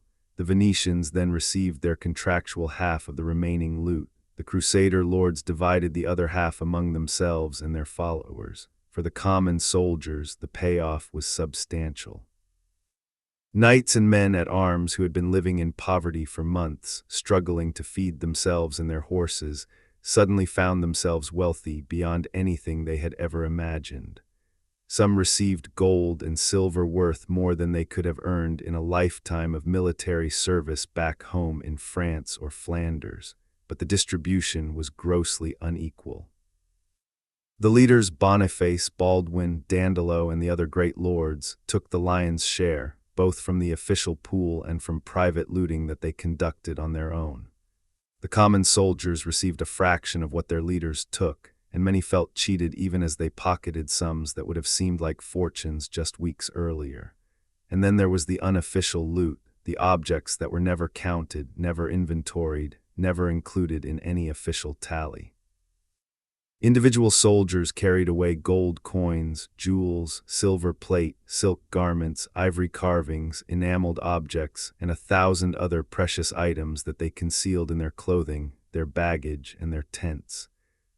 These objects would eventually find their way into the markets and treasuries of Western Europe, enriching churches and noble families and merchants across the continent. Much of the finest Byzantine art that survives today in Western European collections can be traced, directly or indirectly, to the sack of 1204. The treasury of St. Mark's Basilica in Venice, one of the richest collections of medieval art objects in the world, is largely composed of objects looted from Constantinople. The famous bronze horses of St. Mark's, which stand on the facade of the basilica to this day, were taken from the hippodrome of Constantinople. They are among the most visible, most iconic symbols of the Venetian triumph and of the Byzantine catastrophe. The 3 days of official plunder ended, but the suffering of Constantinople did not. In the immediate aftermath of the sack, the Crusader leaders moved to establish their authority over the conquered city. The March Pact had laid out the framework for a new political order, and now it was time to put that framework into practice. The first order of business was the election of a new emperor. According to the March Pact, a committee of 12 electors, 6 Venetians and 6 Crusaders, would choose the ruler of the new Latin Empire of Constantinople. The 2 main candidates were Boniface of Montferrat, the commander of the Crusade, and Baldwin of Flanders, one of the most powerful and most pious of the Crusader lords. The Venetians, led by Dandolo, held the balance of power, and they used it to ensure that the outcome served Venetian interests. Dandolo did not want Boniface. Boniface was too powerful, too independent, too connected to the Byzantine world through his family ties. A strong Latin emperor in Constantinople might assert his authority over Venetian commercial interests, might try to limit Venetian privileges, might become a rival rather than a partner. Dandolo wanted a weaker candidate, someone who would be more dependent on Venetian support and therefore more amenable to Venetian influence. Baldwin of Flanders fit the bill. He was wealthy and pious, but he was not a Mediterranean power player. He had no pre-existing connections to the Byzantine world, no independent power base in the region, and no strategic agenda that might conflict with Venetian commercial interests. He would need Venice, and that was exactly what Dandolo wanted. On May 9, 1204, Baldwin of Flanders was elected as the first Latin emperor of Constantinople. He was crowned on May 16, in a lavish ceremony held in the church of Hagia Sophia, the very church that had been so savagely desecrated just weeks earlier. The ceremony was conducted according to the Latin rite, a deliberate and deeply symbolic assertion of Western, papal authority over the heartland of Eastern Orthodoxy. Baldwin received 1/4 of the former Byzantine Empire as his personal domain, including Constantinople itself and the surrounding territories in Thrace and northwestern Anatolia. The remaining 3/4 were divided between Venice and the Crusader lords. Venice's share was extraordinary.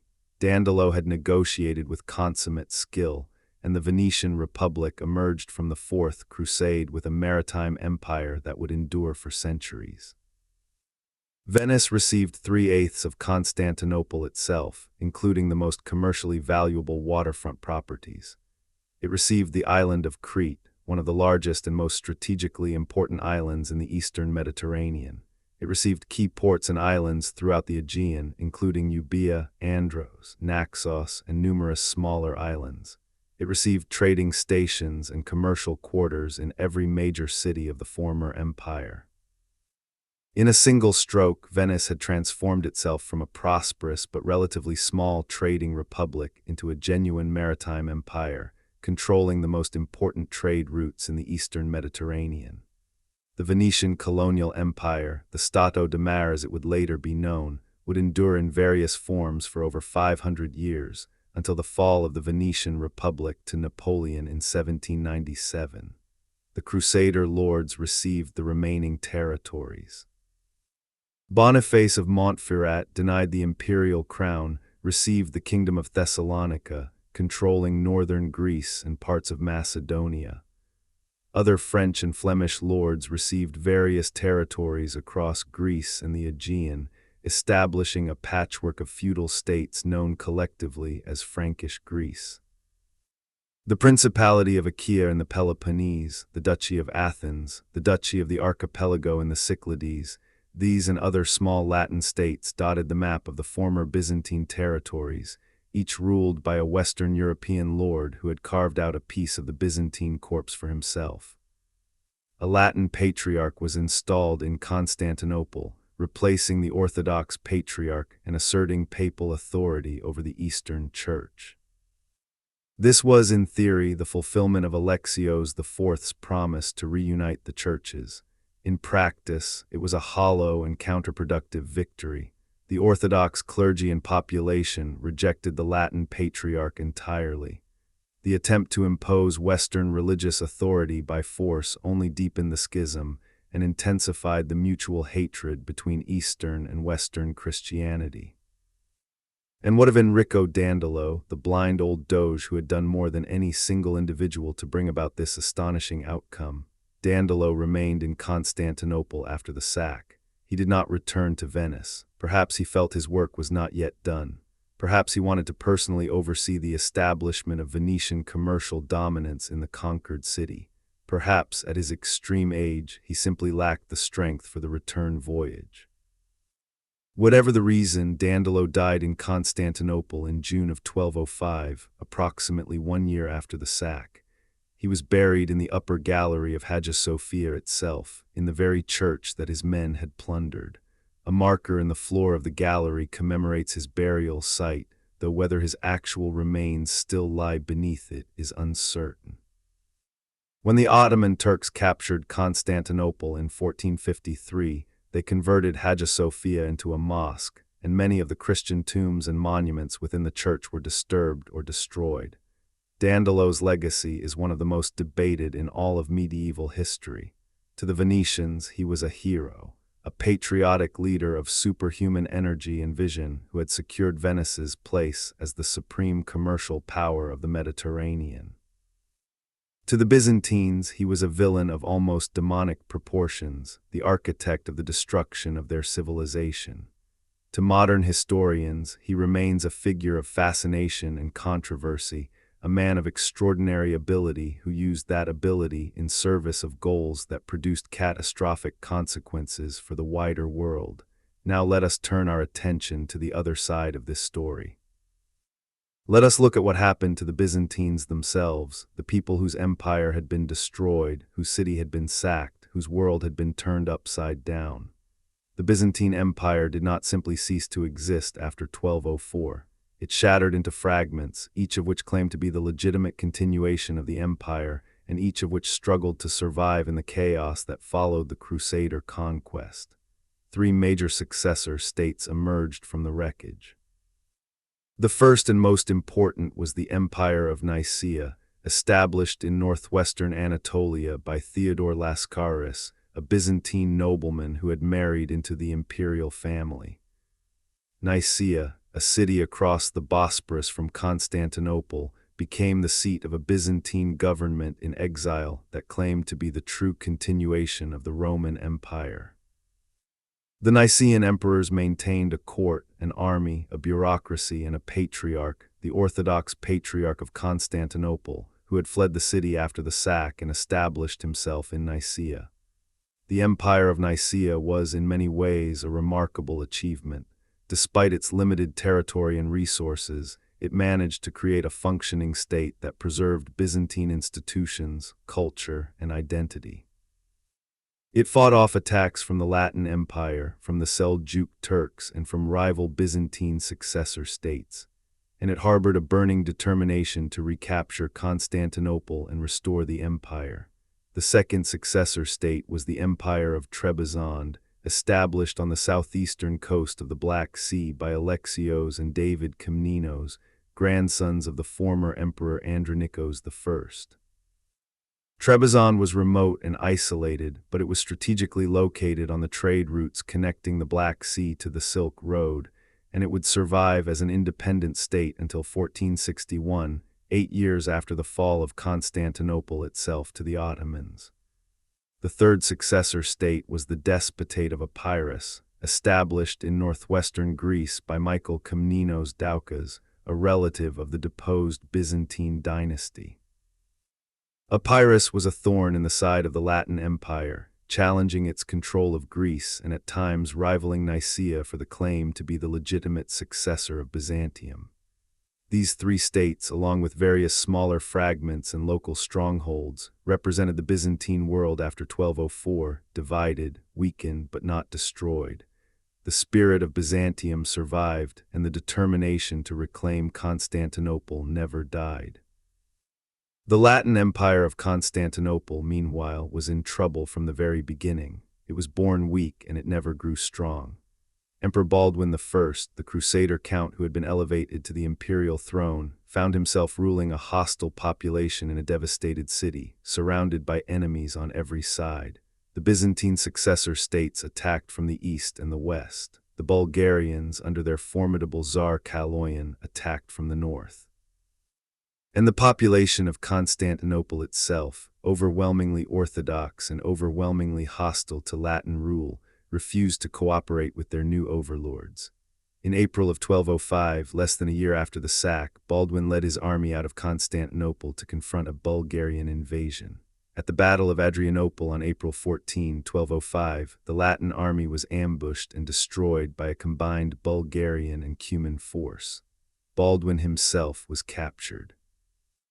He was taken to the Bulgarian capital of Tarnovo, where he was imprisoned. He was never seen again. The exact fate of Baldwin remains uncertain. Some accounts say he died in captivity. Others say he was executed by Kaloyan, who was enraged by Latin atrocities against Bulgarian civilians. One particularly gruesome tradition holds that Kaloyan had Baldwin's skull made into a drinking cup, a practice that had precedent among steppe peoples but may be apocryphal in this case. Whatever happened to Baldwin, his capture and the destruction of his army at Adrianople demonstrated the fundamental fragility of the Latin Empire. It had been founded on conquest, maintained by force, and despised by its subjects. Without the military strength to defend itself, it was doomed. The Latin Empire staggered on for another 57 years, but it was a pitiful thing, a pale shadow of the Byzantine state it had replaced. Successive Latin emperors ruled over a shrinking territory, an impoverished treasury, and a resentful population. They were forced to sell off the very relics and treasures that the Crusaders had seized in 1204, pawning them to Venetian bankers and Western European monarchs in a desperate attempt to raise funds for defense. The crown of thorns itself was pawned. Emperor Baldwin II, the last Latin emperor, pawned the crown of thorns to Venetian merchants in exchange for desperately needed cash.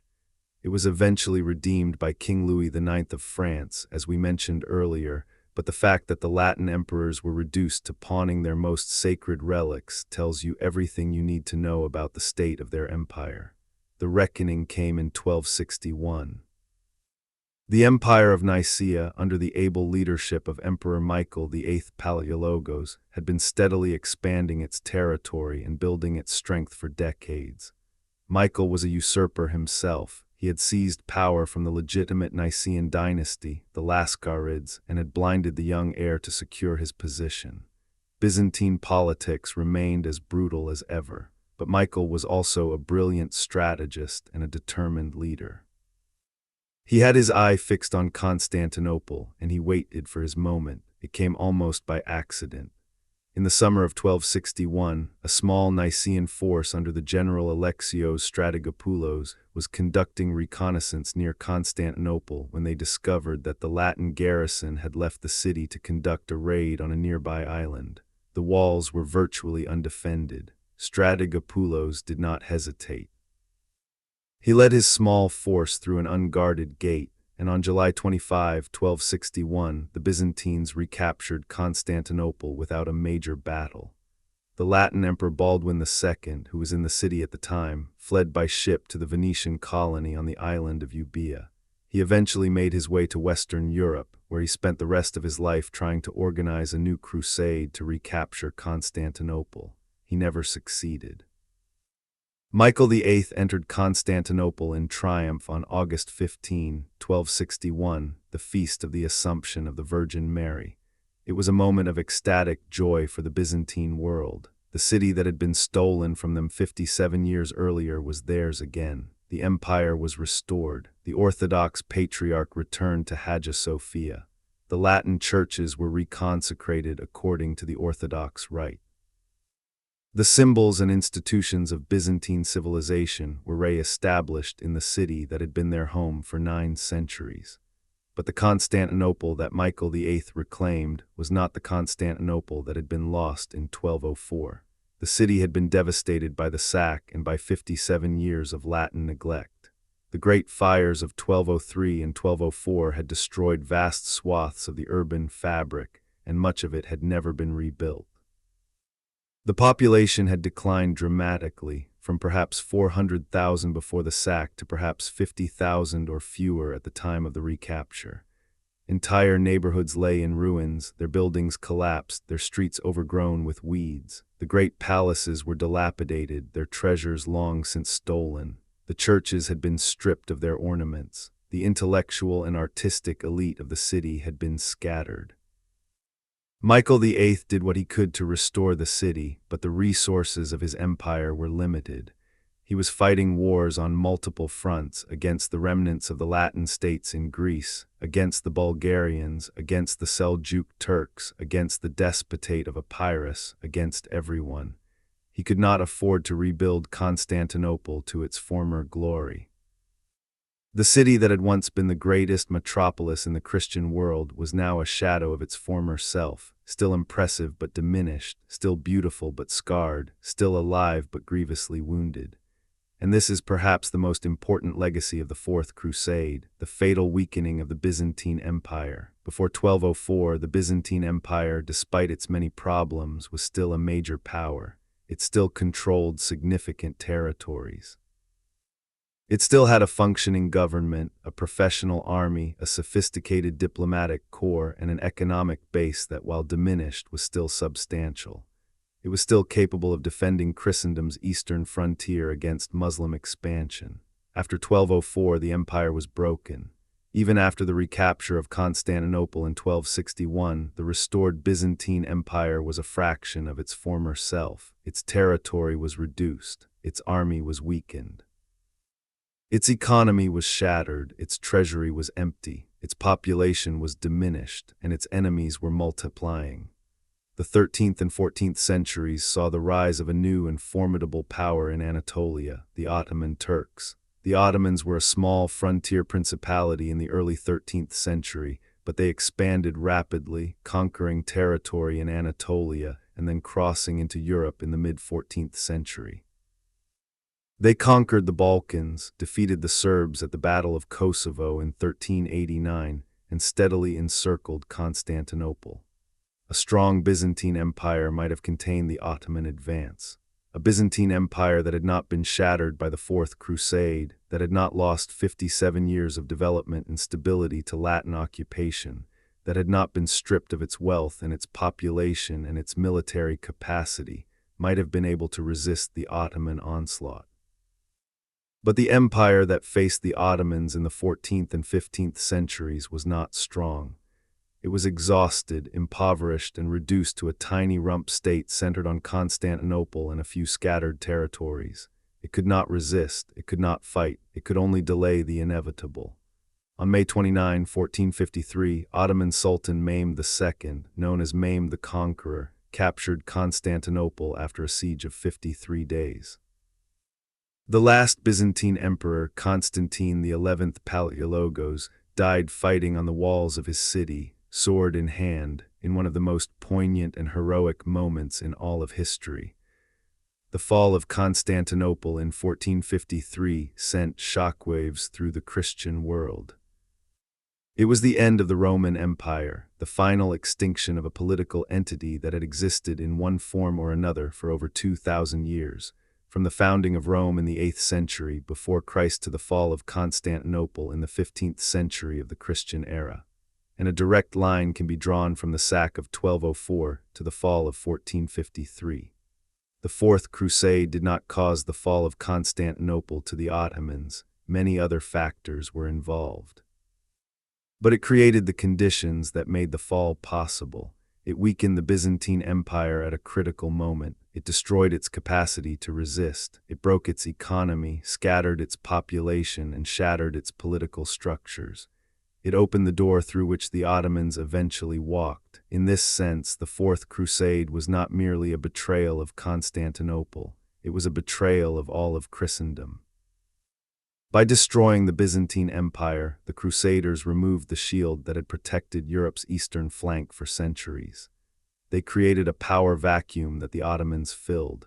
They ensured that the greatest city in the Christian world would eventually become the capital of a Muslim empire. The irony is breathtaking. The Crusaders set out to fight Muslims and liberate the Holy Land. Instead, they destroyed the one Christian power that was most effectively resisting Muslim expansion. They weakened the defenses of Christendom at the precise moment when those defenses were most needed. They did more damage to the Christian cause in 3 days of looting in Constantinople than Saladin had done in years of warfare in the Holy Land. Let us now address the great historical debate that has surrounded the Fourth Crusade for 8 centuries. Was it planned? Was the diversion to Constantinople a deliberate conspiracy, orchestrated from the beginning by Dandolo and the Venetians, with the connivance of certain Crusader leaders? Or was it an unplanned catastrophe, the result of a series of unfortunate circumstances, bad decisions, and unforeseen events that spiraled out of control? This debate has generated an enormous amount of scholarly literature, and the answer, as is so often the case in history, is complicated. The conspiracy theory has a long pedigree. It was first articulated by medieval chroniclers who were shocked by the outcome of the Crusade and who searched for explanations that would make sense of what seemed otherwise inexplicable. How could a holy army, sworn to fight for Christ, end up sacking the greatest Christian city in the world? Surely there must have been a plan, a hidden hand guiding events toward this outcome. The most common version of the conspiracy theory points to Venice, and specifically to Dandolo, as the mastermind. According to this theory, Dandolo deliberately set the price for the fleet at a level he knew the Crusaders could not afford, creating the debt that would give Venice leverage over the Crusade. He then used that leverage to divert the army first to Zara and then to Constantinople, following a premeditated plan to destroy the Byzantine Empire and establish Venetian commercial dominance in the eastern Mediterranean. Some versions of the conspiracy theory go even further, suggesting that Venice was acting in collusion with the Sultan of Egypt.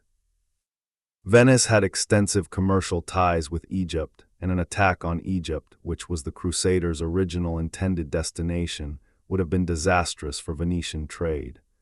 According to this theory, Venice diverted the crusade to Constantinople specifically to protect its Egyptian trade, and the Egyptians may have provided financial incentives for this diversion. The conspiracy theory is attractive because it provides a neat, coherent explanation for a messy, confusing series of events.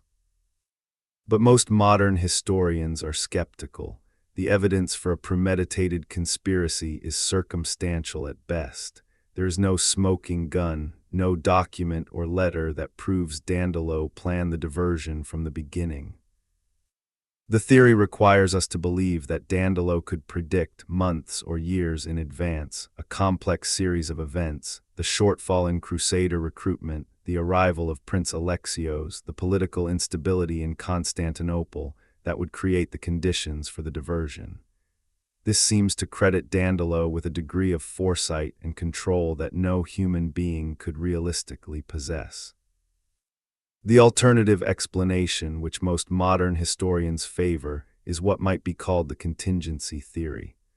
According to this view, the Fourth Crusade was diverted to Constantinople not by a master plan, but by a series of contingent events, each of which narrowed the range of choices available to the participants and pushed them, step by step, toward an outcome that none of them had originally intended.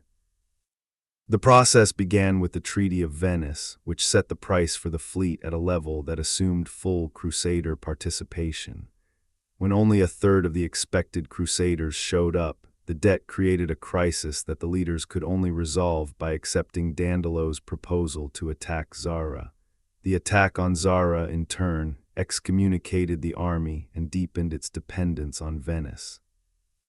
The arrival of Prince Alexios then created the opportunity for a further diversion to Constantinople, which the leaders accepted because it seemed to offer a solution to their financial problems and a way to salvage the crusade. Each step along the way, the leaders faced a choice between the bad option and the worse option. They could attack Zara or go home in disgrace. They could divert to Constantinople or disband the army. They could assault the city or abandon their investment. At each decision point, they chose the option that seemed least bad in the immediate moment, without fully appreciating how each choice was carrying them further and further from their original purpose. This is not to excuse them. At every step, there were people who warned against the diversion, who argued for proceeding to the Holy Land, who predicted that the enterprise would end in disaster. The leaders heard these warnings and ignored them.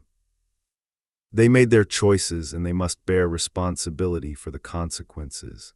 But the contingency theory does help explain how well-intentioned men, and at least some of the Crusaders were genuinely well-intentioned, genuinely committed to the cause of the Holy Land, could end up committing an act of such staggering moral enormity. They did not set out to sack Constantinople. They stumbled into it one compromised decision at a time, each compromise making the next one easier, each step down the path making it harder to turn back, until they found themselves standing in the ruins of a civilization they had helped destroy, wondering how it had all gone so terribly wrong. There is a lesson in this, a lesson that reaches far beyond the specific events of 1204. It is a lesson about how catastrophes happen, about how decent people can be led, step by step, into committing terrible acts, about how the logic of circumstances can override the dictates of conscience, about how institutions and systems and incentive structures can produce outcomes that no individual within them would have chosen. The Fourth Crusade is a case study in institutional failure. It is a demonstration of what happens when financial imperatives override moral ones, when leaders are more accountable to their creditors than to their God, when the machinery of war acquires a momentum of its own that no one can control. Let us consider, finally, the long aftermath. The consequences of the Fourth Crusade rippled outward through the centuries, shaping the course of history in ways that the participants could never have imagined. The most immediate consequence was the permanent rupture between Eastern and Western Christianity. The Great Schism of 1054 had been a formal break, but in practice, relations between the churches had remained complex and sometimes cooperative. There had been tensions, but also moments of dialogue, of cooperation, of shared purpose. The Crusades themselves had been, in theory, an expression of Christian solidarity, an effort by the Western Church to come to the aid of its Eastern brothers. The sack of 1204 destroyed any possibility of reconciliation. For the Orthodox world, the sack was a defining trauma, a wound that cut so deep that it shaped Orthodox identity for centuries. The Orthodox Church developed a narrative of Western treachery and aggression that became central to its self-understanding. The Latins were not brothers in Christ. They were wolves in sheep's clothing, predators who had used the language of Christian solidarity to mask their greed and their hunger for domination. This narrative was reinforced by the behavior of the Latin Empire and the Latin Church in Constantinople. The Latin Patriarch attempted to impose Western practices on the Orthodox population, suppressing Orthodox liturgy, confiscating Orthodox churches, and demanding submission to papal authority. The Orthodox population resisted fiercely, and the result was a deepening of the religious divide that made future reconciliation virtually impossible. When the Ottomans were closing in on Constantinople in the 15th century, some Byzantine leaders sought Western military help, offering to reconcile the churches as the price of assistance. A formal act of union was proclaimed at the Council of Florence in 1439. But the Orthodox population of Constantinople rejected it overwhelmingly. The Grand Duke Laukas Notaras reportedly declared that he would rather see the turban of the Sultan in Constantinople than the mitre of the Pope. This was not merely a theological statement. It was the legacy of 1204, the accumulated bitterness of 2.5 centuries of betrayal and domination, distilled into a single sentence.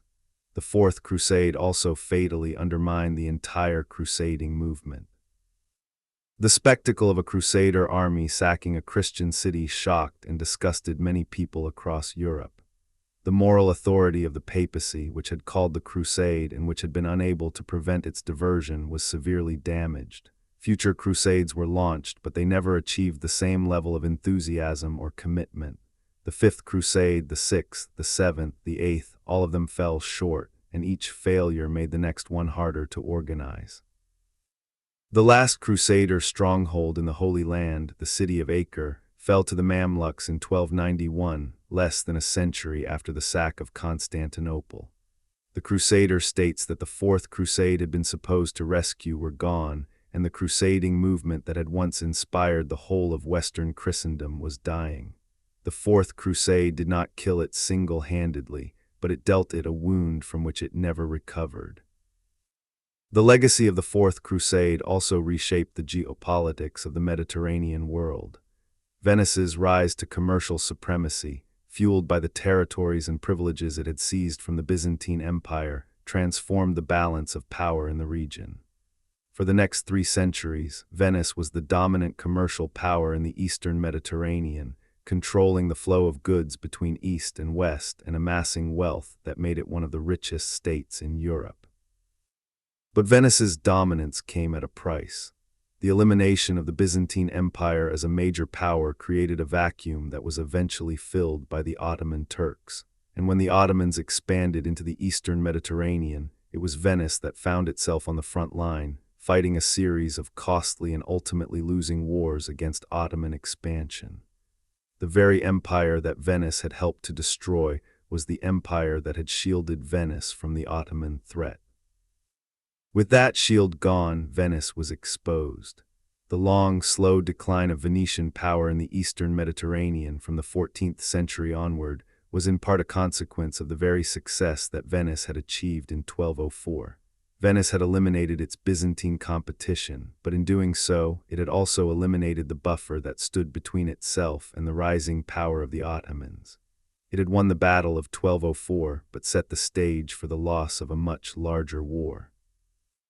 Genoa, Venice's great rival, was another beneficiary and victim of the Fourth Crusade. The Genoese had been shut out of the Crusade and initially lost commercial ground to Venice in the aftermath of the sack. But they made common cause with the Byzantine successor state of Nicaea, and when Michael VIII recaptured Constantinople in 1261, Genoa was rewarded with commercial privileges that rivaled and eventually surpassed those of Venice. The rivalry between Venice and Genoa for control of eastern Mediterranean trade would continue for another 2 centuries, eventually exhausting both powers and leaving the field open for the Ottomans. And what of the Holy Land itself, the ostensible goal of the Fourth Crusade? The Holy Land received nothing from the Fourth Crusade. Not one soldier, not one ship, not one coin was sent to the beleaguered Crusader states. The men who had taken sacred vows to liberate Jerusalem spent their time and their blood conquering Constantinople instead. The Crusader states continued their slow decline, receiving sporadic reinforcements from later crusades, but never enough to reverse their long-term trajectory. The final collapse came in 1291, when the city of Acre fell and the last Crusaders were driven from the Holy Land forever. The Fourth Crusade contributed to this outcome in multiple ways. By diverting military resources away from the Holy Land, it denied the Crusader states the reinforcements they desperately needed. By weakening the Byzantine Empire, it removed a potential ally that could have provided naval support, logistical assistance, and strategic depth. By damaging the moral authority of the crusading movement, it made it harder to recruit future Crusaders and to generate the political and financial support needed for major campaigns. In every way that mattered, the Fourth Crusade was a catastrophe not just for Constantinople, not just for the Byzantine Empire, but for the entire crusading enterprise. It was a self-inflicted wound that hastened the ultimate failure of the movement it was supposed to sustain. As we approach the end of this narration, let us return one last time to Constantinople. Let us walk through its streets one final time, not as they were in the immediate aftermath of the sack, but as they became in the decades and centuries that followed. The Latin Empire that replaced the Byzantine Empire in Constantinople was, as we have seen, a failure. It was weak, impoverished, and despised by its subjects. It staggered through 57 years of increasingly desperate existence before collapsing in 1261. The restored Byzantine Empire that followed was also a shadow of its former self. The Palaiologos dynasty that ruled from 1261 to 1453 presided over a diminished state that lacked the resources and the military power to defend itself against the steadily advancing Ottomans. The population of Constantinople continued to decline. The city's great monuments fell into disrepair. Fields and gardens occupied spaces that had once been covered with buildings. The city that had once been the wonder of the world became a melancholy ruin, vast and sprawling and largely empty, its former glory visible only in the crumbling remains of its great churches and palaces. When the Ottoman Turks finally captured Constantinople in 1453, they found a city that was a fraction of its former size and splendor. But even in its diminished state, the city impressed them. Mehmed the Conqueror was awed by Hagia Sophia and immediately converted it into a mosque. He made Constantinople, which he renamed Istanbul, the capital of his growing empire. He repopulated it, rebuilt it, and transformed it into one of the great cities of the Islamic world. But the Christian heritage of Constantinople was not entirely lost. Hagia Sophia survived as a building, though its mosaics were covered with plaster and its crosses replaced with minarets. Other Byzantine churches were similarly converted or preserved. The walls that had been breached by the Crusaders in 1204 and finally conquered by the Ottomans in 1453 still stand today, battered and weathered but still imposing, still bearing witness to the events that changed the world within their shadow. So what in the end should we make of the Fourth Crusade? What is its meaning? What is its lesson? It is, first and foremost, a story about the corruption of ideals. The crusading ideal, whatever we may think of it today, was real to the men who embraced it. They genuinely believed they were fighting for God, for the salvation of their souls, for the rescue of their fellow Christians. That ideal was corrupted, step by step, decision by decision, compromise by compromise, until it was transformed into its opposite, an instrument of greed and destruction that targeted the very people it was supposed to protect. It is a story about the power of debt and the danger of financial dependence. The Crusaders were trapped by their debt to Venice, and that debt was used to control them, to direct them, to bend them toward objectives that served Venetian interests rather than their own. The lesson is timeless. Whoever controls the purse strings controls the agenda. Financial dependence is political dependence, and political dependence leads to moral compromise. It is a story about the failure of leadership. The leaders of the Fourth Crusade, Boniface, Baldwin, Dandolo, and the others, failed to uphold the trust that had been placed in them. They failed to resist the temptation of easy wealth. They failed to maintain the moral compass of their enterprise. They allowed short-term calculations to override long-term principles. They led their followers not toward the Holy Land, but toward a crime that stained the honor of every man who participated in it. It is a story about the consequences of division within a civilization. The mutual hostility between Eastern and Western Christianity, between Orthodox and Catholic, between Greek and Latin, was one of the preconditions for the catastrophe of 1204. If the Christians of East and West had regarded each other as true brothers, if they had been united by bonds of genuine solidarity and mutual respect, the sack of Constantinople would have been unthinkable. But they were divided, and that division made the unthinkable possible, and it is a story about the irreversibility of destruction. What was lost in Constantinople in 1204 can never be recovered. The bronze statues that were melted down, the manuscripts that were burned, the mosaics that were scraped from the walls, the churches that were desecrated, the lives that were destroyed, none of it can be brought back. The damage done in 3 days of looting in April 1204 was permanent. It reshaped the world in ways that we are still living with today. The schism between Eastern and Western Christianity remains unhealed. The Orthodox world still remembers 1204 with pain and anger. When Pope Francis met with Patriarch Bartholomew of Constantinople in 2014, the events of 1204 were part of the background, part of the unspoken history that still shadows the relationship between the two great branches of the Christian faith. 820 years later, the wound has not closed. The Fourth Crusade stands as one of history's great cautionary tales. It warns us about the consequences of allowing noble purposes to be hijacked by base motives. It warns us about the danger of letting financial obligations override moral obligations. It warns us about the fragility of civilizations, even great ones, and about how quickly the work of centuries can be undone by the actions of a few violent days. The men who sailed from Venice in the autumn of 1202 believed they were on a mission from God. They believed they were instruments of divine will, soldiers of Christ marching to liberate the Holy Land. They ended up committing one of the great crimes of the Middle Ages, destroying one of the great civilizations of the world, and setting in motion a chain of events that would reshape the map of Europe and the Middle East for centuries to come. They never reached Jerusalem. They never fought the Muslims they had sworn to fight. They never liberated a single inch of the Holy Land. Instead, they created a legacy of bitterness and betrayal that echoes down through the centuries to our own time. The year 1204, remember it. Remember what happened when an army of the cross turned its swords against its own faith.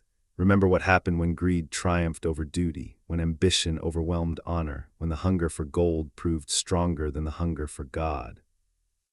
Remember Constantinople. Remember the fires that burned for days. Remember the treasures that were lost forever.